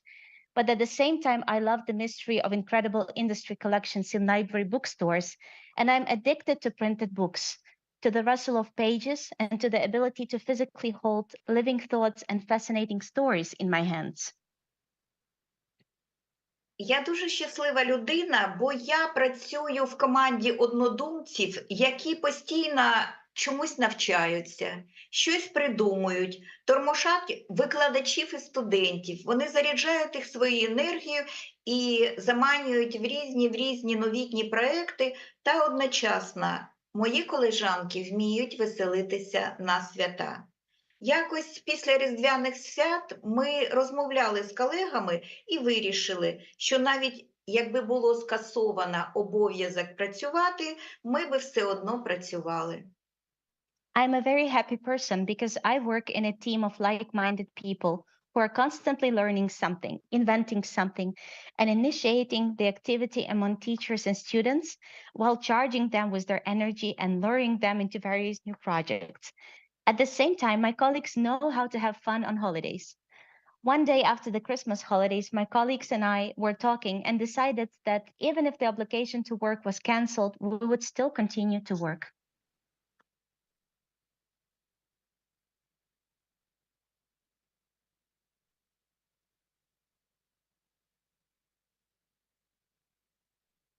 23 лютого 2022 року був звичайним робочим днем.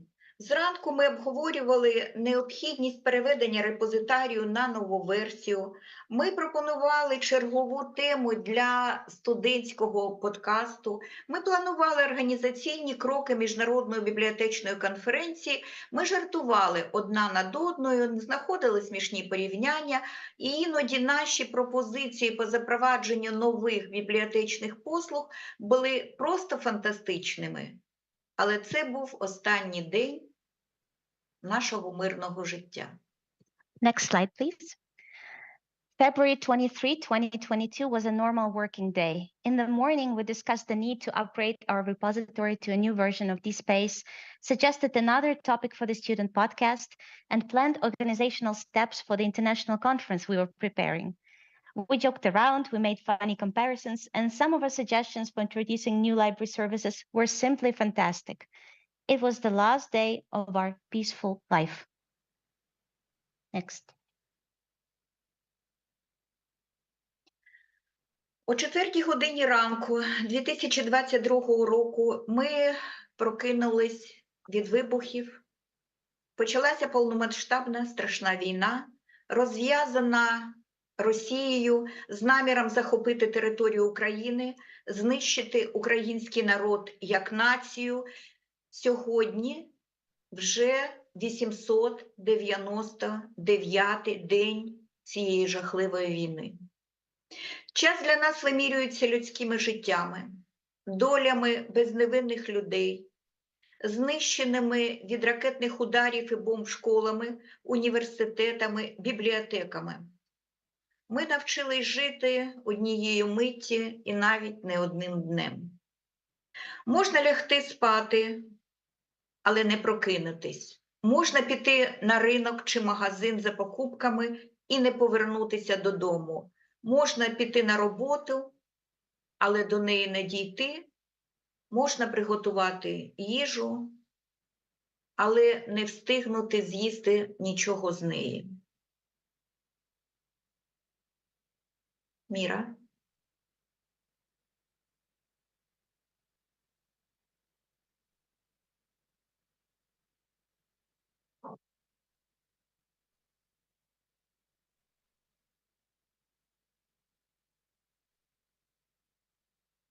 Mira? Oh, it looks like her connection just dropped. Oh, here she is. Rejoining. Welcome back. Yes. Hey, I've rejoined. I'm very sorry. Apologize for this. So the next slide, please. At 4 a.m. on the... Hello, hi? Міра, слайд 8. Ви вже на 8-му, так. At 4 a.m. in 2022, we woke up to explosions. A full-scale terrible war had begun, unleashed by Russia with the intention of seizing the territory of Ukraine and destroying the Ukrainian people as a nation. Today is the 899th day of this war. For us, time is measured in human lives, in the fates of innocent people, in schools, universities, and libraries destroyed by missile strikes and bombs. We have learned to live one moment at a time, not even one day at a time. You can go to bed but not wake up. You can go to the market or to a shop and not return home. You can go to work but not get there, cook food but not have time to eat any of it. І ще, у нас з'явилось відчуття так званого останнього погляду. Це, наприклад, коли виходячи після роботи з будівлі університету, ти мимоволі озираєшся, немов хочеш запам'ятати цю картинку назавжди.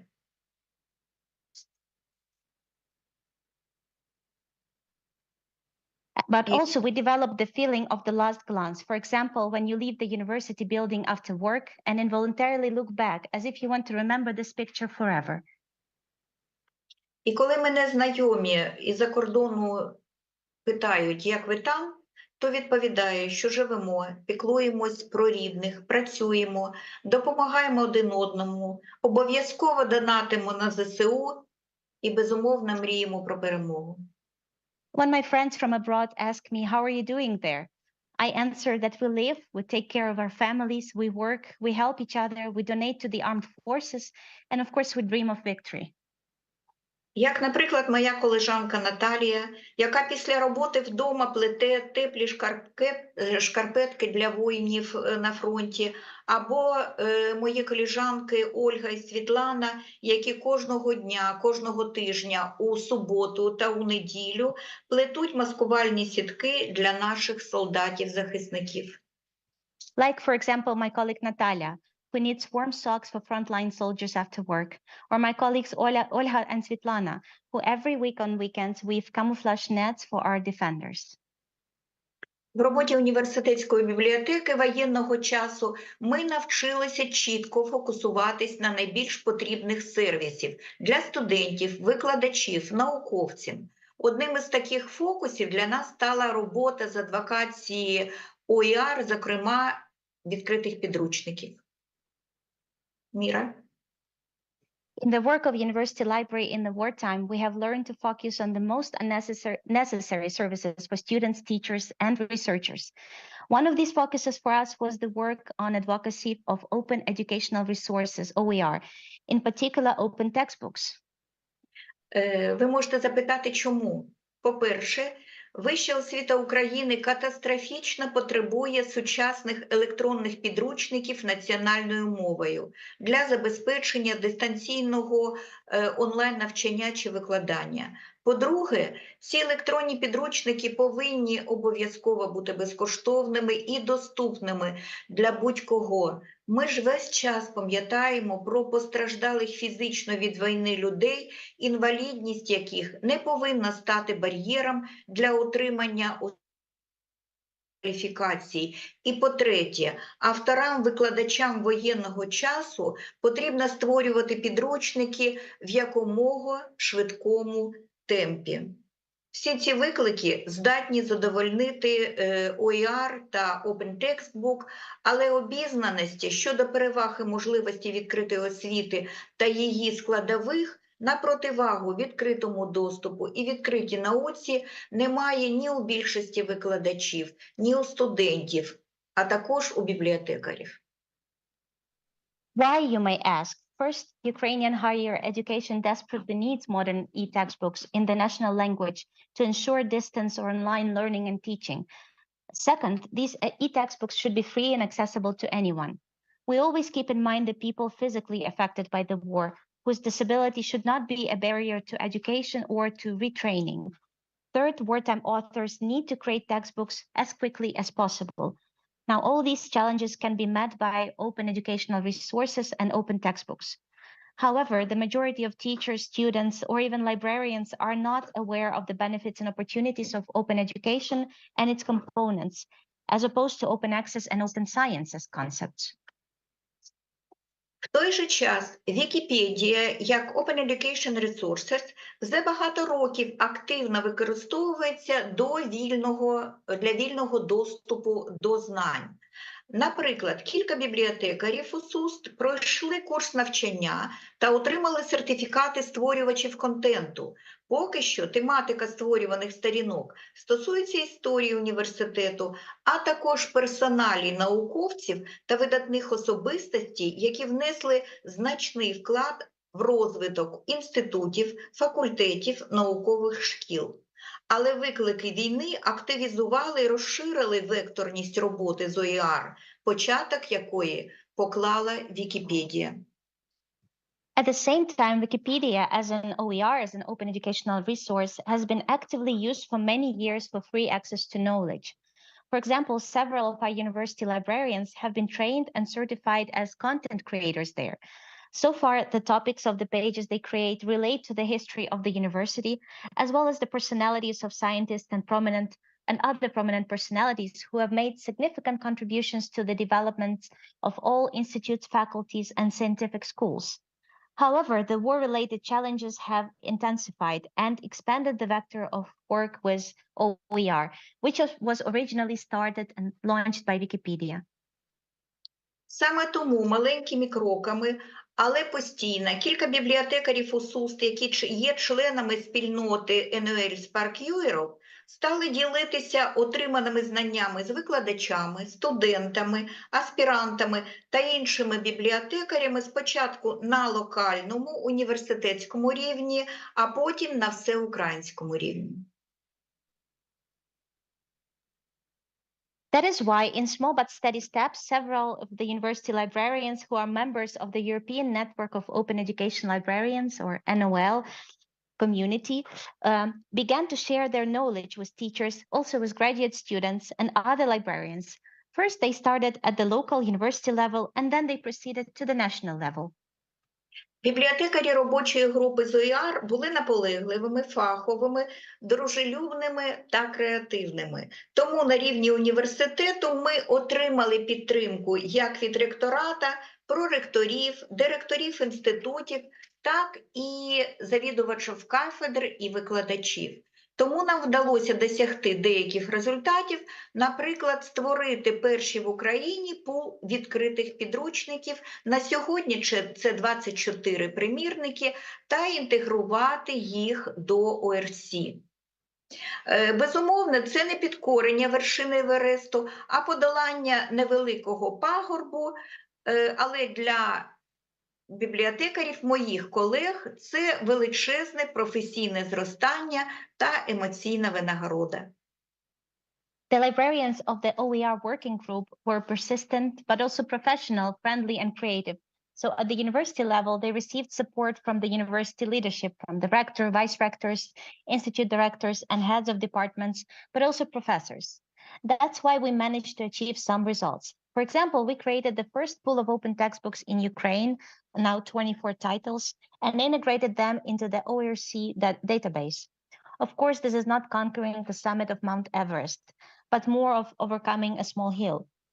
Nevertheless, for our librarians, it is a huge professional growth and emotional reward.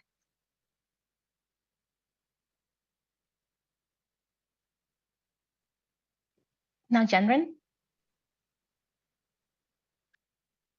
All right. So I was really delighted that Creative Commons had funds to support our community members' great work in open education last year and again this year.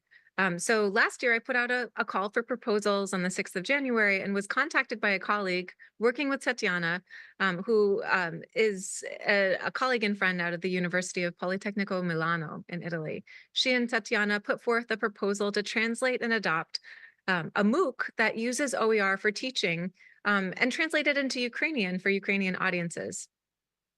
So in February, our global community voted on the top proposals, and Tatiana's proposal was one of the clear winners. We were so delighted to be able to fund Tatiana's project, and we will likely host a call for community proposals again in 2025. We would like to invite all of you to join our open education community and also put forward proposals when the time hopefully comes next year. So maybe we can collaborate further.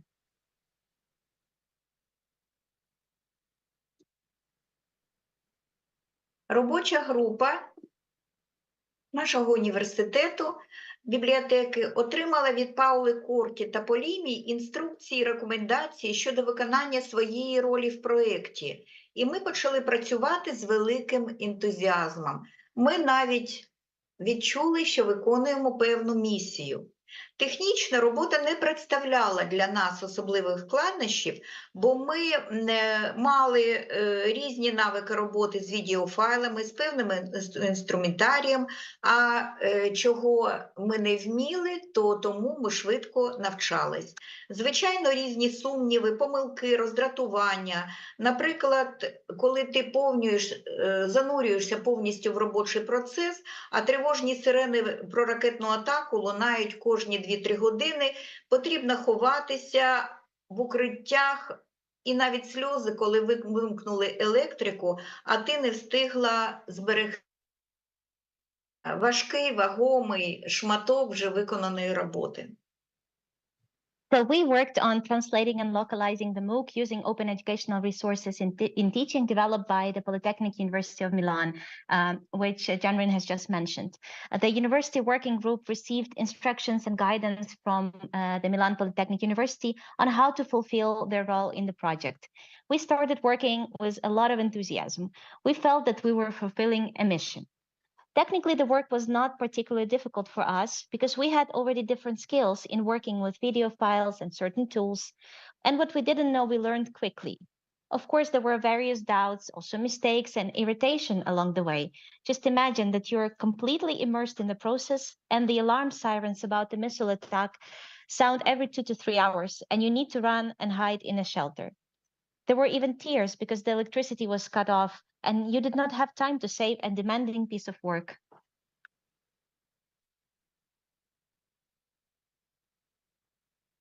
Next one.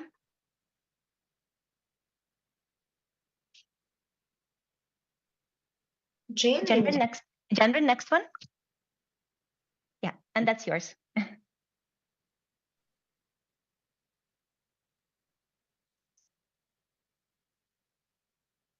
Jenrin? Sorry, I was still muted. Sorry about that. So I wanted to note that the open education community has also lauded Tatiana's fantastic work. So she and colleagues won the Open Education Global Resilience Award in 2002, and they've been featured in more than one podcast interview since then. So we want to support the amazing work that she's been able to do, that her colleagues have been able to do. And we also want to continue finding ways to collaborate. Thank you.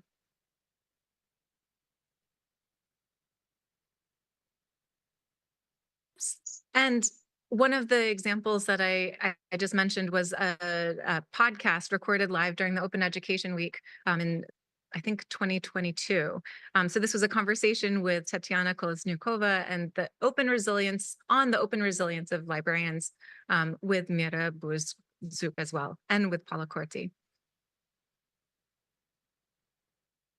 Для нас час не пом'якшує виклики, пов'язані з війною, в тому числі тому, що це виклики пов'язані з загрозою життю і здоров'ю, моральною втомою, і це з одного боку, а з іншого євроінтеграційні і глобалізаційні процеси, що спрямовують українських освітян на розуміння і активне сприйняття цінностей демократичного світу, де важливою умовою успішного розвитку є відкритість знань, справедливість, доступність, різноманітність і безумовне посилення інклюзії, в тому числі у відкритих освітніх ресурсів. Але щоб справитись з цими викликами, нам і надалі потрібна ваша допомога і підтримка. Ми неймовірно вдячні за це спільнотам Spark Europe and NOL, Creative Commons, окремим людям і колективам університетських бібліотек різних країн. І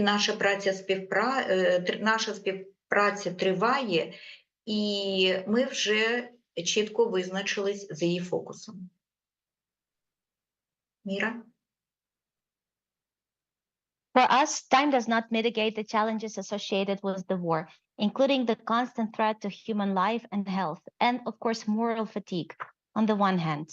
On the other hand, there are ongoing European integration and globalization processes that direct Ukrainian educators to understand and to actively accept the values of the democratic world, where openness of knowledge, fairness, accessibility, diversity, and increased inclusion are important conditions for successful development.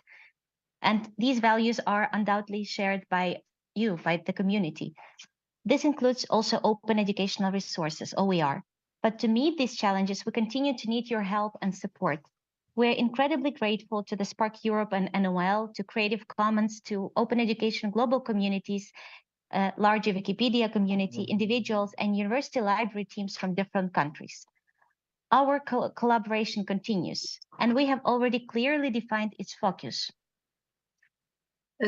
Фокус нашої співпраці має таку спрямованість – довести можливість і необхідність залучення українських університетів до формування екосистеми відкритих освітніх ресурсів в країні, зокрема для подолання кризи нестачі сучасного доступного освітнього контенту українською мовою та формування пулу безкоштовних, доступних, інклюзивних відкритих підручників для вищої освіти в період воєнного стану в країні.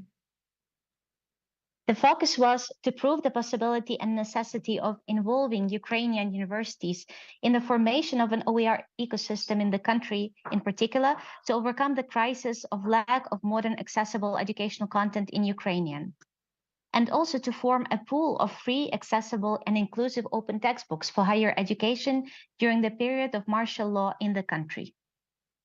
З цією метою УСУС та його науковою бібліотекою разом із секцією університетських бібліотек Української бібліотечної асоціації з листопада 2023 року було започатковано цикл всеукраїнських вебінарів для спільнот університетів «Відкриті знання в університетах України, відкриті освітні ресурси». Вже відбулось 3 вебінари на різні теми. Спікерами були фахівці Сполучених Штатів Америки, Італії, Австралії, а також українські дослідники і практики, які реалізують різні пілотні проекти. Now, to achieve this focus, to progress with it, in November 2023, our university and its research library, together with the University Library section of the Ukrainian Library Association, launched a series of all Ukrainian webinars for higher educational institution communities entitled Open Knowledge in Ukrainian Universities, Open Educational Resources. 3 webinars on various topics have already been held, and the speakers were experts from the USA, Italy, and Australia, as well as Ukrainian researchers and, importantly, practitioners implementing various pilot projects. І інтерес до цих заходів зі сторони українських викладачів, професорів, фахівців освітніх і технологічних служб, але найбільше бібліотекарів є дуже-дуже великим. Наприклад, було поставлено 30 запитань активними учасниками лише на вебінарі номер 2 на тему ліцензії Creative Commons, один із механізмів формування екосистеми відкритих освітніх ресурсів України, де спікерами були Джейн Велцер, Creative Commons, Сполучені Штати, і Паула Курті, Політехніка ді Мілана, Італія, Валентина Троцька, Національна академія правових наук України. Чудовий переклад забезпечувала Міра Боусжук, University of Groningen Library, Нідерланди. І ви знаєте, замість запланованих 1,5 години захід було продовжено до 2 годин. В чаті з'явилась пропозиція упорядкувати інформацію, отриману від спікерів і модератора. І так з'явився порадник, де я є автором-упорядником Creative Commons Licenses and Open Education Resources, Questions and Answers. Now, the interest in these events on the part of Ukrainian professors, lecturers, specialists in educational and technological services, and most of all librarians is very high. For example, during the second webinar of the series on the topic of CC licenses as one of the mechanisms for the formation of ecosystem of OER in Ukraine, the speakers received over 30 questions. The speakers were Janvin Wetzler from Creative Commons, Paula Corti from Milan Polytechnical University, Valentina Trotska from the National Academy of Legal Sciences of Ukraine, with translation provided by Mira. Instead of the planned 1.5 hours, the event had to be extended to 2 hours because of all the enthusiastic discussions and questions going on. And in the chat, there was a proposal to organize all of this useful information received from the speakers and the moderator. And this is how the handbook that you can see on your screen, Creative Commons Licenses and OER Questions and Answers, appeared. I was its compiler. Відкриті підручники під ліцензіями Creative Commons є ефективним інструментом міжнародної співпраці, комунікації, а головне підтримки навчальних спільнот України. В ОСУСТ ми ще не маємо окремої політики щодо відкритої освіти або відкритих освітніх ресурсів. І даний наш проєкт – це пілотний проєкт співпраці викладачів і підтримки бібліотекарів, технічних редакторів, завдяки якому на сьогодні створено 24 книги під ліцензіями Creative Commons. Всі книги є першоджерелами, але ми плануємо розпочати створення першого адаптованого підручника, який буде створений на основі вже існуючих підручників, але які не є україномовними. Open textbooks under CC licenses are an effective tool for international cooperation, communication, and support of learning communities in Ukraine in this period. At our university, we do not yet have a separate policy on open education and OER. This is a pilot project of faculty collaboration with the support of librarians and technical editors, which has resulted in the creation of 24 books under CC licenses. All of these books are primary sources, but we also plan to create the first adapted open textbook. It will be based on several existing non-Ukrainian open textbooks. Therefore, the open textbooks from the university community of Astuces of our university form a pool of open textbooks for all Ukrainian universities at this moment.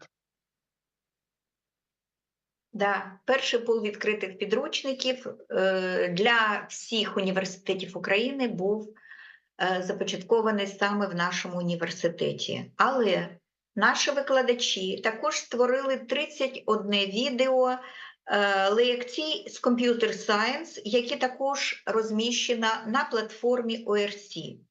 Ми шукаємо діалогу, розширюємо зв'язки з тими зарубіжними освітянами, чий досвід може продемонструвати відповідні переваги, які приносять ОІ та ОІР.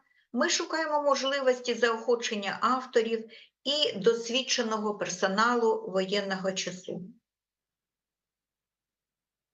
As I've mentioned, this was the first pool of open textbook for all other universities of Ukraine that our university community has launched.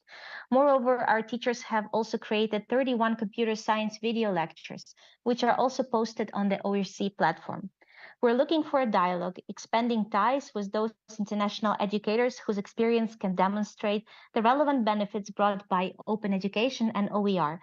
And we're looking for opportunities to encourage authors and experienced wartime staff. Так, і під звуки сирен, вибухів, відключення світла, зв'язку, опалення, неймовірних страждань, бо в нашій кожній родині, кожній сім'ї є постраждалі та рідні, які на фронті ризикують життям, захищаючи українців від російського терору.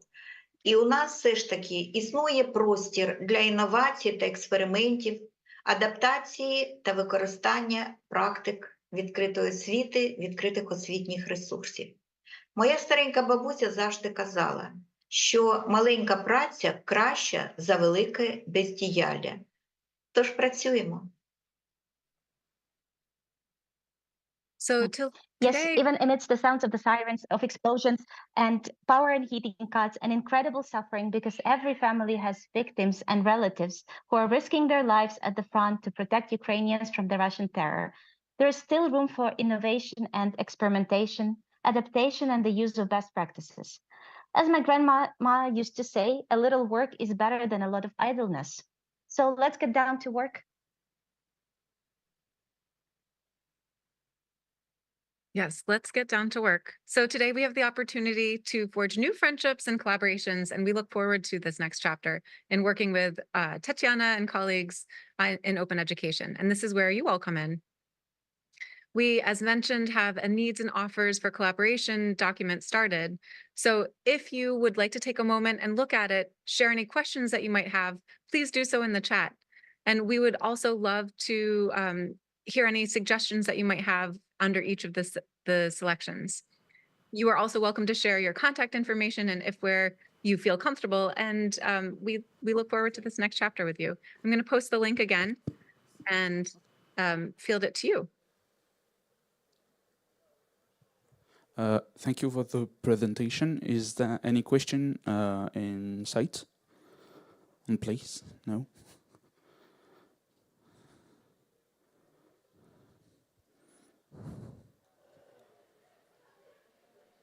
Yes.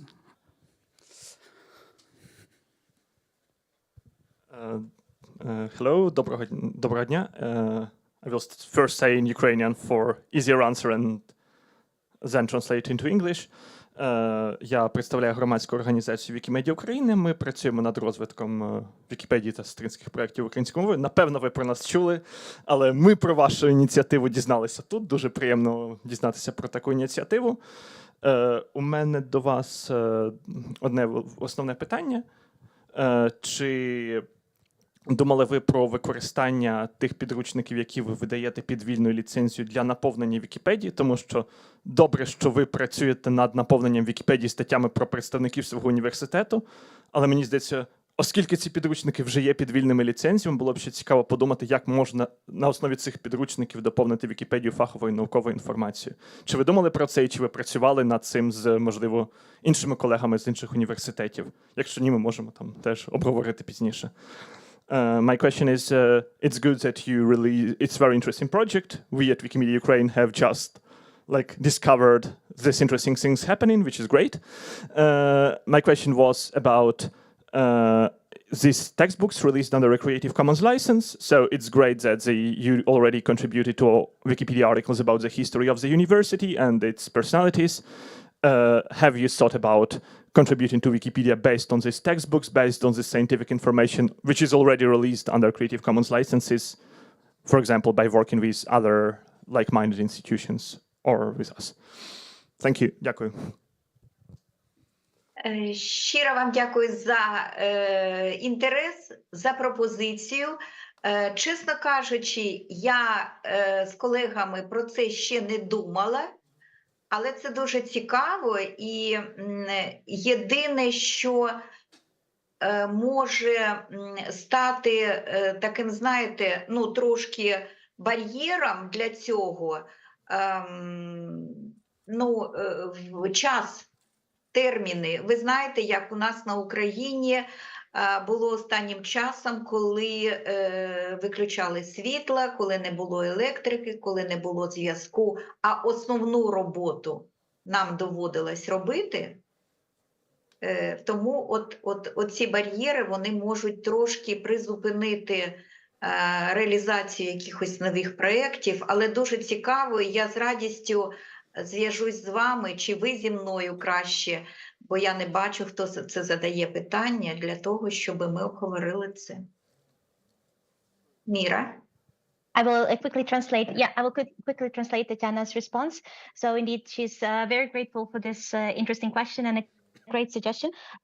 Frankly, neither Tatiana nor her colleagues have yet thought about it. So it's a very interesting angle to further explore.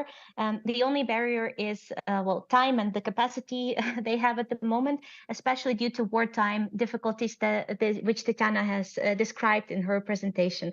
However, it's still something they would like to look into pursuing. So if the person who asked the question, the Wikimedia Foundation Ukraine representative, could get in touch with Tatiana later on, she would be happy to discuss it and to see how the collaboration could be forged. Tatiana's contact details are also online. If interesting, you can easily find them. So please do. Please reach out.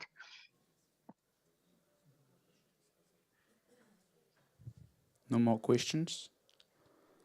No. No more questions. So thank you for your presentation. And I think we can give a round of applause.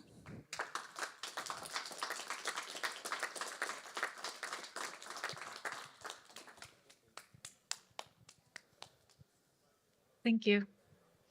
Thank you. Thanks, everyone. Щиро дякуємо.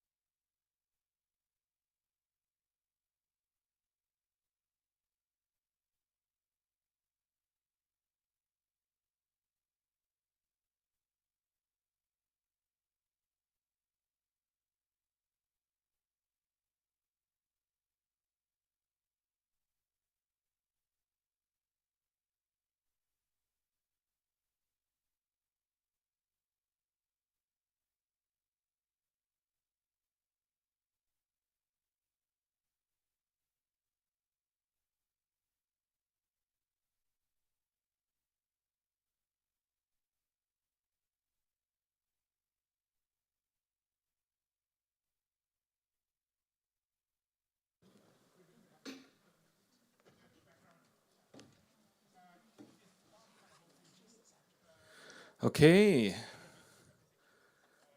Thanks for being here. This is, if I get this right, this is one of the last presentations of the day. No, of the conference, actually. So we brought one more thing for you.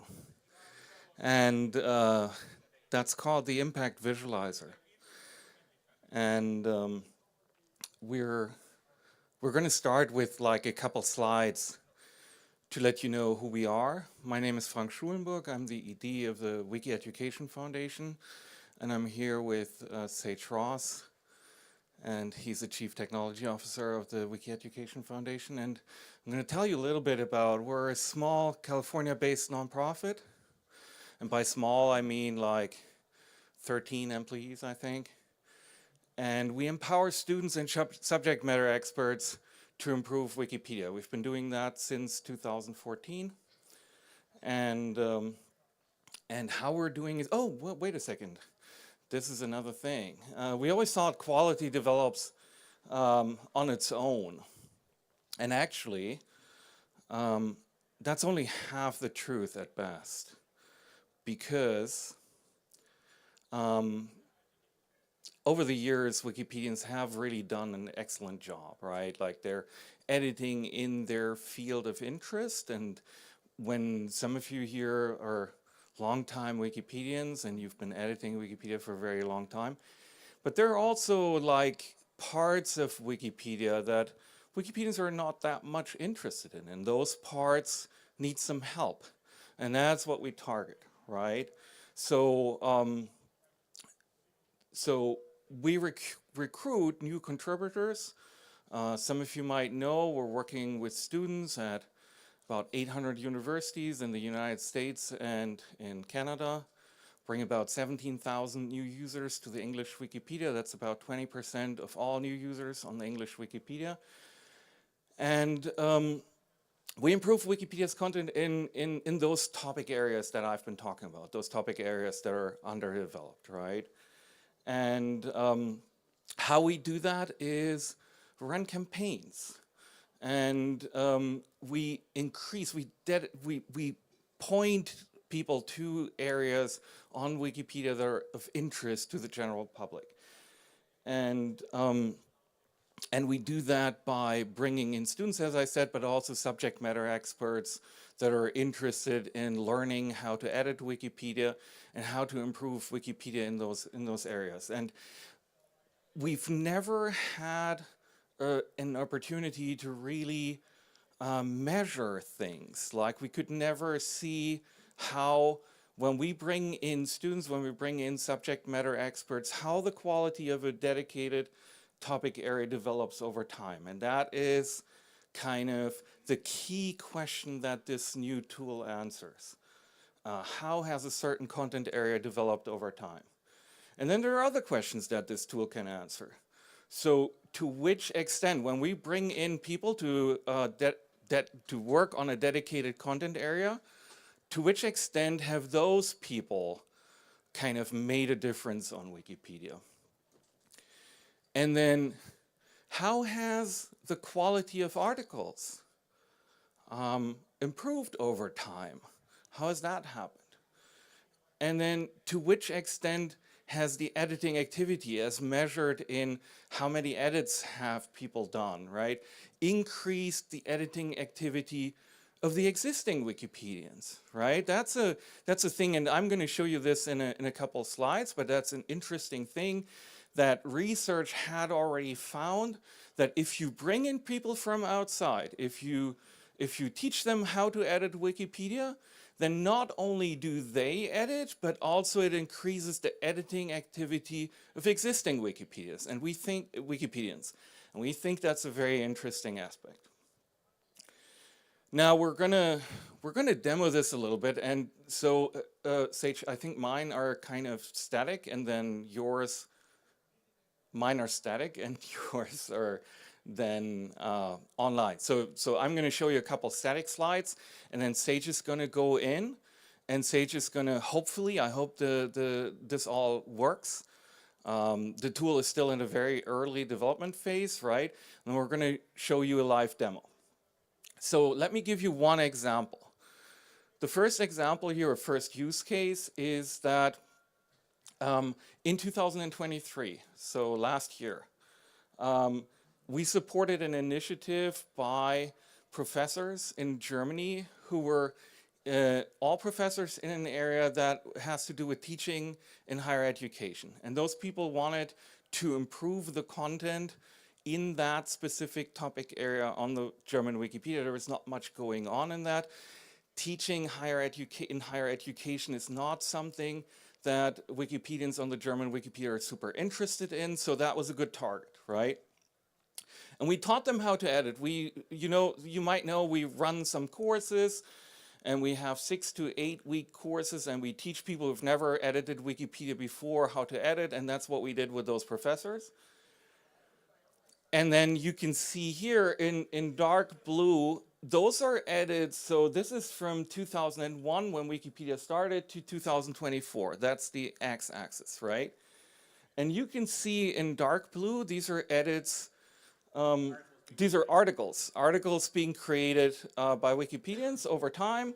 And you can see here, it's kind of in the beginning, 2003, 2004, there were a couple of people who created articles. And then over time, it got less and less. So again, this is an area that doesn't attract many editors. And this is when this is kind of when we did the content campaign, right? This is when the professors came in. So 2023, they started creating articles, and the number went up, right? 2024 we're still in the middle. They still have a couple of meetings where they get together and where they edit or create new articles in that area. Next one, please. So here is a different view, right? Like this is pretty much the same. You can see like this is the overall number of articles, and here's next one, and here's where the people from outside come in, right? And this is a different view, right? This is revisions. So you can see kind of a level of activity in that area. We want to know like how active is that area, how many edits. So the number of edits is this, right? And here's the effect that that you can see here. Like this dark blue is existing Wikipedians also editing in that area because there are people from outside coming in, right? And now I hand it over to Sage, and now we're going to do a live demo, and we're going to show you a little bit more.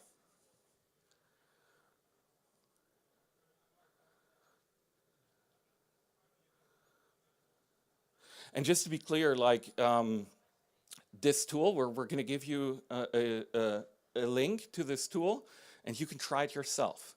And we think there are so many people who have ideas on how to use this tool that are going far beyond what we've used this tool for. So we really encourage you to take that URL that we're going to share with you, test the tool. You're going to run into bugs, of course, right? But overall, it's stable enough to present it today.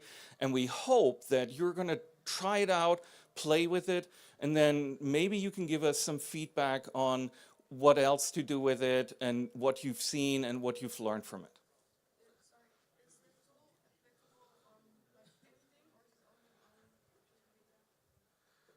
So I'll give you an overview of how the tool works, and the gist is that this microphone's not working. Okay, great. Yes. Yeah, I'll give an overview of how the tool works and what the inputs are, but it works on Wikipedias in a number of languages, and I'll give a little demo of how that works. So the URL for this, by the way, if anyone wants to explore it, is impact-visualizer.wmcloud.org. And so, as with many things, you log in with your Wikipedia account. And then when you do that, you'll have the option to manage topics. And so this is where you can go and set up a new topic and sort of generate data. So the first example that I wanted to share is from some of WikiEducation's programs. I basically did a Wikidata query to get a list of all of the biographies of women geologists. This is sort of a topic area that kind of you can see follows the typical pattern of Wikipedia overall in the early years. It starts off slow and then kind of goes to a high point around 2006, 2007, which is when the size and activity of the overall English Wikipedia editing community kind of peaked. And then a story that many of you are probably familiar with. There's sort of like a gradual decrease in editing in this particular topic area, like with the average topic area on Wikipedia. And then around 2009, 2010, we see the trend start to turn around. This is when the community starts to take issues of like systematic bias a little more seriously, starts to focus more systematically on women in STEM in particular. And so we see actually like a bunch of articles being created after that period up to about 2015. Then in 2016 was the first year that one of the professors who teaches with us in our program, Glenn Dolphin, started incorporating improving Wikipedia articles and creating Wikipedia articles about women geologists into his large Intro to Geology survey course. And so every year since then, he's been sending new students to Wikipedia to do this. And so we see the sort of boost in both articles created by his students, as well as that same pattern of that spurring more and more activity from the rest of the community as well. So the inputs to this are essentially a list of articles, however you want to create that list, but you can take a CSV of article titles, and then also a CSV of usernames, and then you put in the time period that you want to analyze, and that's basically the inputs to creating visualizations like this in our system. So in addition to the articles created sort of graphs that we showed off, we have the same revisions, see the sort of like level of activity that's happening over time. And then we can see tokens created, so essentially the amount of content that these articles have. So in addition to the just creation of new articles, we can see from this view that it was actually, since Glenn Dolphin's courses, a lot more content coming into these areas, development going from stubs to more developed articles, which we can also see using the sort of Wikimedia's article quality model, which essentially kind of roughly estimates what quality level articles are at. So you see that trend of things moving away from the stub class articles at the bottom and more of them being actually substantially filled out articles. So this is the sort of story that we built this tool to tell, so that we can go to funders, go to stakeholders, go to the people that are actually making an impact and say, hey, beyond an individual article, which is easy to tell a story about, you can show an article and say before, after, look, we expanded this. But we want to say, hey, no, you're making a bigger impact than that. You're making a splash in this entire topic area you care about. So that's kind of the core motivation for our tool. But as we started using it, we sort of also began to realize that it has a lot of potential as sort of just exploring topic areas to kind of understand how they've developed over time, or pose interesting questions to yourself that you may not like immediately know the answer to. So for example, here's a big topic area of the genus of Diptera, which is a type of fly. And so there are more than 16,000 articles in this topic area. And in this case, the time period just goes since 2014 as I've set it up. But you see that like the history of this topic area is very like not continuous at all, right? We have big spikes of article creation and then lull points in activity. And with a lot of topic areas, it's just interesting to get this kind of picture of, hey, like what were the hot points when people really were working on these articles, and and why? And some of the why, you have to dig in to the story on Wikipedia and try to figure that out, and I haven't done so in this particular case. But it poses interesting questions that if you care about a particular topic area and how it's been represented on Wikipedia, this can be a really nice entry point into figuring out what questions you really want to ask.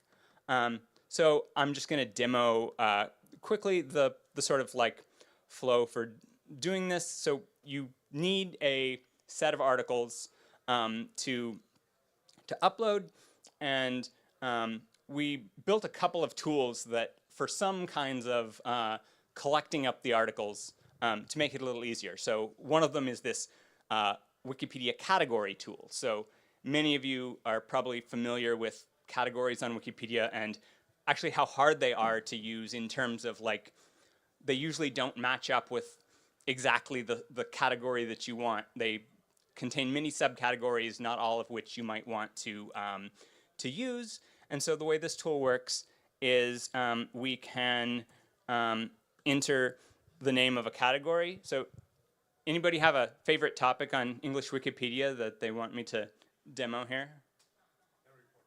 Harry Potter, wonderful. So I'm gonna I assume that there is a topic called Harry Potter. I'm just gonna run the query with that. Yes, good. So we bring up the Harry Potter article, and this is similar to the view on Wikipedia. We can see that, okay, there are 13 subcategories in addition to there being 10 pages in it. And so what we want to do is figure out, well, hey, which of those do I want to be part of my set of articles? So I'm going to check that box, and then I'm going to start looking through these and say, okay, well, Harry Potter in amusement parks, sure. Harry Potter element redirects to lists, I don't know what that is, but I don't want to include those. So I'm going to exclude that one, and we can see which subcategories go even deeper that I need to sort of load more parts of. But as you explore the category tree, you can check and uncheck individual branches of the tree. And as you do, it's changing the articles that are appearing over here so that once you have selected out the portion of that category tree that you care about, then you can immediately export that to CSV, and that can be used as the input to the set of articles you want to visualize. So you can be a little more fine-grained and careful about how you're defining the topic that you want to collect data on. And we have another little sort of shortcut tool that for our purposes has often been useful, which is to use Wikidata to come up with lists of biographies. So if we want to, for example, find, it's giving me, it's angry because I didn't enter a language code. So if I want to, for example, find biographies of women classical guitarists, then I can select gender and select female, and then I can choose by occupation and find the Wikidata item that represents that particular occupation of classical guitarist. Oops, my typing is very bad when I have a microphone in my hand. And we'll run that query, and it'll come up immediately with the list of, based on Wikidata, of all the biographies of classical guitarists. And then we can similarly export that to CSV and use that as an input for if we want to visualize that set. So this is not something that's so revolutionary. Many of us could do this with a Sparkle query, but it makes it a little more accessible for a lot of people. And so these are the inputs that we can use then to create a new topic. So I guess this is the form for basically creating a topic, and it's minimal amount of information to put in, and then you upload your CSV and your article. And then once you do that, it will start chugging away, pulling in the data, and you end up something like this one that I prepared ahead of time, which is that classical guitarists who are women. And so you can see in this case, most of those articles were created kind of early in Wikipedia's history, and not many new articles lately. So this is the point where we wanted to start opening it up for discussion and hear what uses this brings to mind for you, or sort of what you would see as potential in your work for a tool like this, and what you would want to see out of it in the future in terms of its capabilities, or the kinds of stories you might want to explore with it.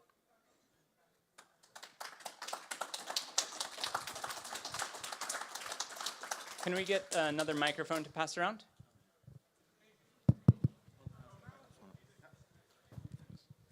So I'm getting the idea of doing this with, for example, the Swedish Agricultural University. And all of them have the SLU in their usernames. So I could run a query to get everyone with that and put them in, and that is a couple of hundred. How much data can I put in to this tool before it breaks, or is that what you want us to try out? You can, in terms of number of usernames, it will handle 160,000 easily, I know, because we've run it against every student who's participated in our programs. I haven't profiled how long it will take to actually generate that data, so if everybody tries to do this, their jobs will be added to the queue, and it may be some time before they're processed, but the tool can definitely handle large sets of users, and I demoed the one set of articles that was 16,000, and I'm confident that it can handle larger sets than that.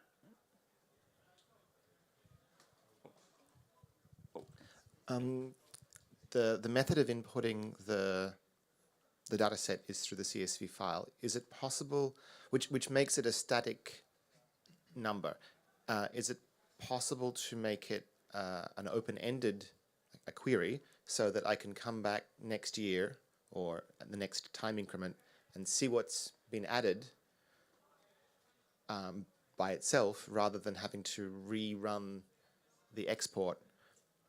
If you know what I mean, these results are retroactive. Yes. I'd like it to run forwards. You have a query and you think will represent a changing set of articles over time as it expands, and you want to be able to track that over time. And is it always annual, the increment? So two great questions. The first question is no, you can set the increment that you want. I didn't try to go through all the details on that configuration screen. But you can change the granularity of how often you want to collect the data. And in terms of whether it's possible to have a dynamic set of articles, Frank knows my answer to these questions is always, sure, it's possible. It doesn't do that right now, and I'm not sure that's within the scope of what we might add with the current sort of like funding that we have to continue working on this for the next couple months, but it's definitely something that I've thought about and that would be very useful. That's right. The current way you would work around that would just be to redo it again. Yeah. To your second question, not without the mic. To your second question, I just brought up this. You can set it for like annual. You can go very fine grained on this, right? Depending on what your use case is. Yeah. There we go. Month and the interval. Okay. Who's next? Yeah. Mykola, Wikimedia Ukraine.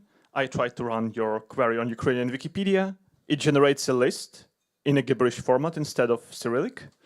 And then it doesn't let me generate any graphs because it doesn't support Ukrainian Wikipedia somehow. So how do you plan to manage the multilingualism of your tool? Great question. So with regards to the format of the CSV that came out that was gibberish, I will send that to our issue queue, and I am confident that we can get that sorted out quickly. That part of it is independent of the data generation. So if you do get a CSV that includes those and you upload it, it will still work. But in terms of the languages that it supports, currently much of the data that you saw comes from the Wikimedia article, or no, the WikiWho API, which is the data set that is used for visualizing the who wrote that tool. So it basically analyzes the history of an article and attributes each token in that article to the user who first introduced it and when they introduced it. And so this is a tool that the community tech team maintains that I help out with as well. I'm not sure if any of the folks who work on it are here, not in this room. But it currently supports about 18 languages, and Ukrainian is not among them. But I think that that team is interested in eventually adding additional languages gradually. So I expect we'll be able to increase the number of languages that it supports over time. My question is related to the number of tokens. So sometimes the modifications could be in the form of deletions or maybe remodifications of some text. So how do you consider these aspects? Are you considering the total number of tokens of the final version of the article, or is it like, okay, some user made some deletion, so I will also count the number of words that were deleted to come up to the review, the number of token score? So that particular data set is basically generated by, for each time point that we have for the article. So whatever configuration you have for it, it'll look at the state of the article at that date and see the output of calculating for all of the content in it at that moment, who introduced it, and how much of it there is. So it doesn't handle deletions at all in terms of that is not represented in the graph, but it should be roughly accurate in terms of the content that's there at each point in time when it's being measured.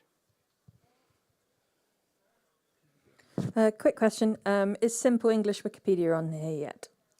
No, Simple English Wikipedia is not on there, and that's not one of the languages that the WikiWho tool is configured to support right now. And does it require CSV files for both participants and articles to work? Or can you look at one or t'other or both? It does require both in terms of, like, you can't make it work unless you give it a file, but if you like, you can give it a blank file for users. Do you plan to help develop the WikiWho API as well to get more things in there? Because I don't think Swedish is in there either yet, and I think also Wikidata is not in there. Okay, Wikidata is not in there. Wikidata is not in there, and I don't anticipate it would ever be. I think that tool is written specifically around analyzing Wikipedia articles, and it would be certainly, like, we can certainly imagine this kind of thing being done with Wikidata, but it would require some different data sets and different visualizations. 3 questions. Can I export the resulting data? Can I export the graphics? Or can I embed the graphics? Good questions all. Currently, the answer to all of those is no, but these graphs are all implemented with Vega, and it would actually be a very small configuration change to, like, enable the setting where you could pull an entire graphic, including its data, out and do other things with it. Similar thing about deletions, is that included in the total articles? Do you take in consideration if something was added and deleted? Is that still counted? No, currently we don't do anything to try to account for deletions. It looks at the articles as they exist today, and then when they were created and what they looked like in the past. And maybe a more general thing about this tool, right? Like we are coming towards the end of the cycle for developing this tool. We get some money for developing this from a funder, and we have, I think, until December this year, right? I'm not sure. I'm not sure. This is actually this is actually more a question for me. but like towards the end of the year, right? Like we're gonna get to the end of the development cycle, and we're currently trying to get this into a shape that it's usable, that the bugs are gone, and so on and so on. And we're kind of, we don't just develop a tool and then drop it. So we're gonna put more effort and more work into this. But currently, when the funding runs out, then we have to take it out of Wiki Education's general budget, and that kind of limits a little bit what we can do, right? So to be super honest about that. But we thought we would present it today to get early feedback, right? Like we haven't been using this for a very long time, right? Like we just had our all-staff meeting, and that's the first time when everybody on staff could play with it. So this is super fresh. And like we're trying to get a little bit of feedback from you to see like what is your interest, right? We have a very long list from internally from our staff on how this connects to our dashboard software, right? Like when we have a number of students in a course or whatever you do on the dashboard, that it connects directly to this tool. That is kind of a little bit very high up on our priority right now. But then there are more things, and please, we're like, the more feedback we get, the more we know, okay, we should really, Frank needs to fundraise for this so we can make it that you can also have a good experience with this. Is there a specific place where we can submit feature requests outside of this session where we can orally deliver them to you? Great question. I guess it's not linked from anywhere on the site itself, but the GitHub repository for the tool would be the best place to do that. And maybe a meta page or something. We're going to create something.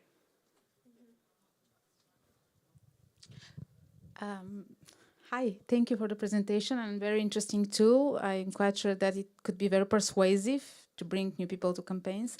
I was wondering how it works together with the outreach dashboard, if this is still the main dashboard and tool to do campaigns on Wikipedia. I think that you were among the developers.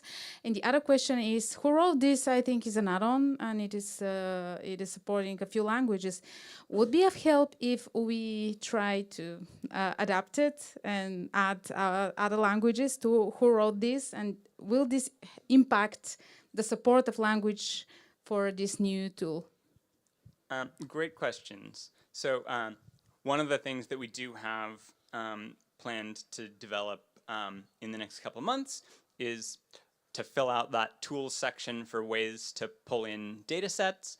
And one of those that we definitely want is to make it easy to get data straight from the dashboard. So being able to point to either a campaign or an individual event and pull the list of users and or the list of articles that were edited and make that a very easy workflow. That's something that I expect to have happen within the next couple months. And your second question about, wait, what was it? Oh, yes. So the who wrote this tool and the WikiWho data that powers that tool, it's a relatively straightforward process for the community tech team to add more. I think if they hear from people that their language wants support and that please add this particular language, that's the best way to do it. And if they get enough of those from enough different languages, then they probably will throw up their hands and say, okay, fine, we'll just do the rest of them. We'll do them all. I don't think that there are any fundamental barriers to do that. It just like, it's kind of a tedious process, and I think they sort of paused at the point that they're at to make sure that the system could handle the number of languages that we've loaded into it so far. And I believe that it is pretty stable at this point in terms of like the server usage. So I think asking for it is the right step. And yes, as soon as those are added, it's very easy for me to enable support for an additional language in this tool. Another question about maybe what almost is limiting or adjacent to abuse. On Swedish Wikipedia, we have had weekly competitions, article writing competitions, since 2007. So that's, I'm guessing, 500-600, no, maybe even more now. Could I set up one of these for each, or would you think, oh no, that's too many for one user to set up? Go for it. If it breaks the system, then I'll figure out why and I'll try to fix it. I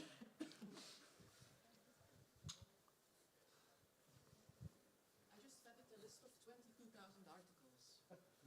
Charming.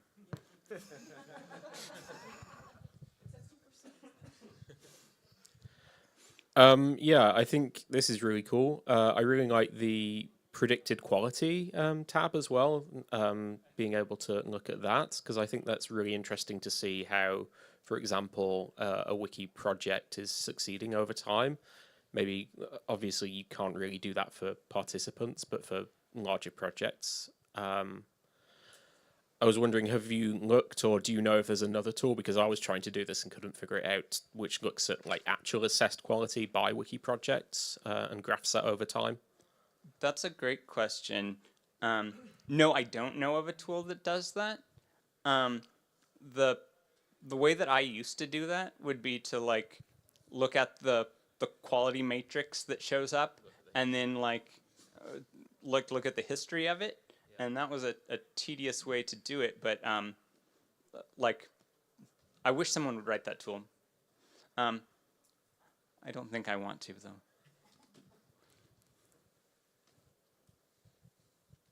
though. There is 5 minutes left for questions.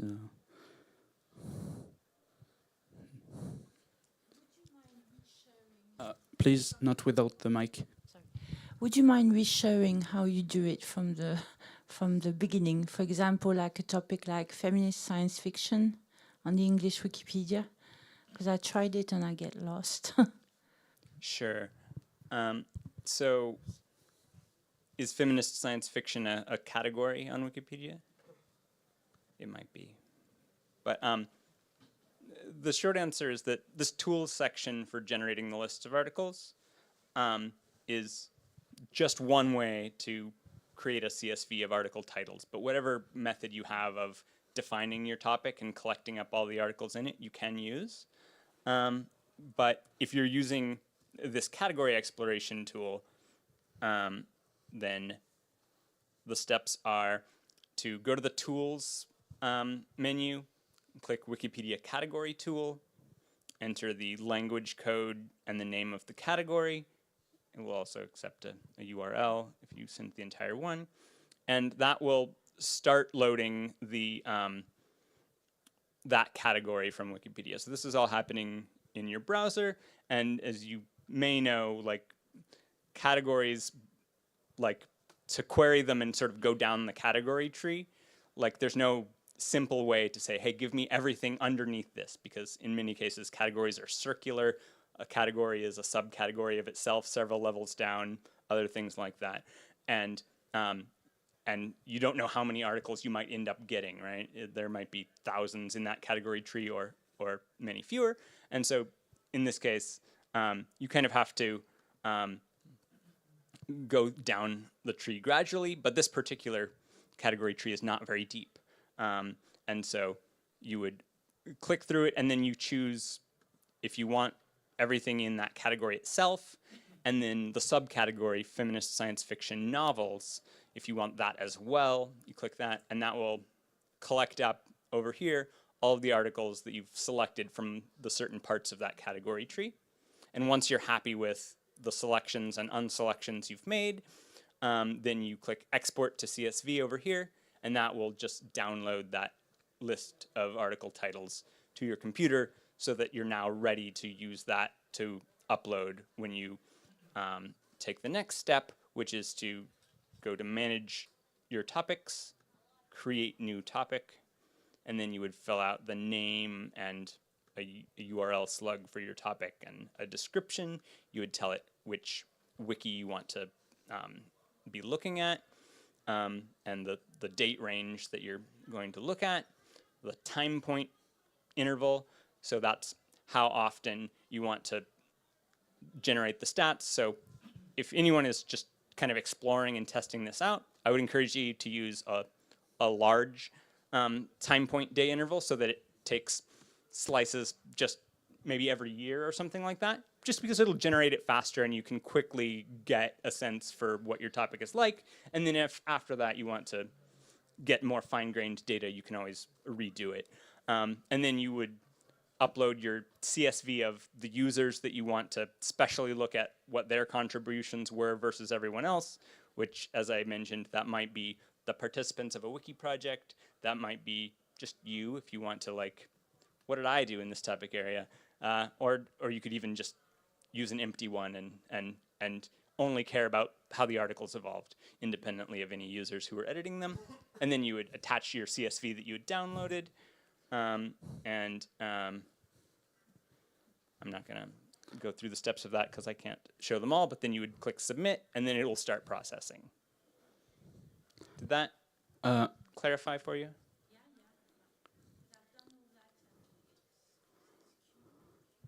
It says queued, and that's because someone else got there first and started their import. And so as soon as Sandra has Sandra's stuff is done processing, it will start processing yours. I'm sorry, there is no more time for questions. We have to be in 5 minutes in the ceremony room. So thank you all so much. Thank you.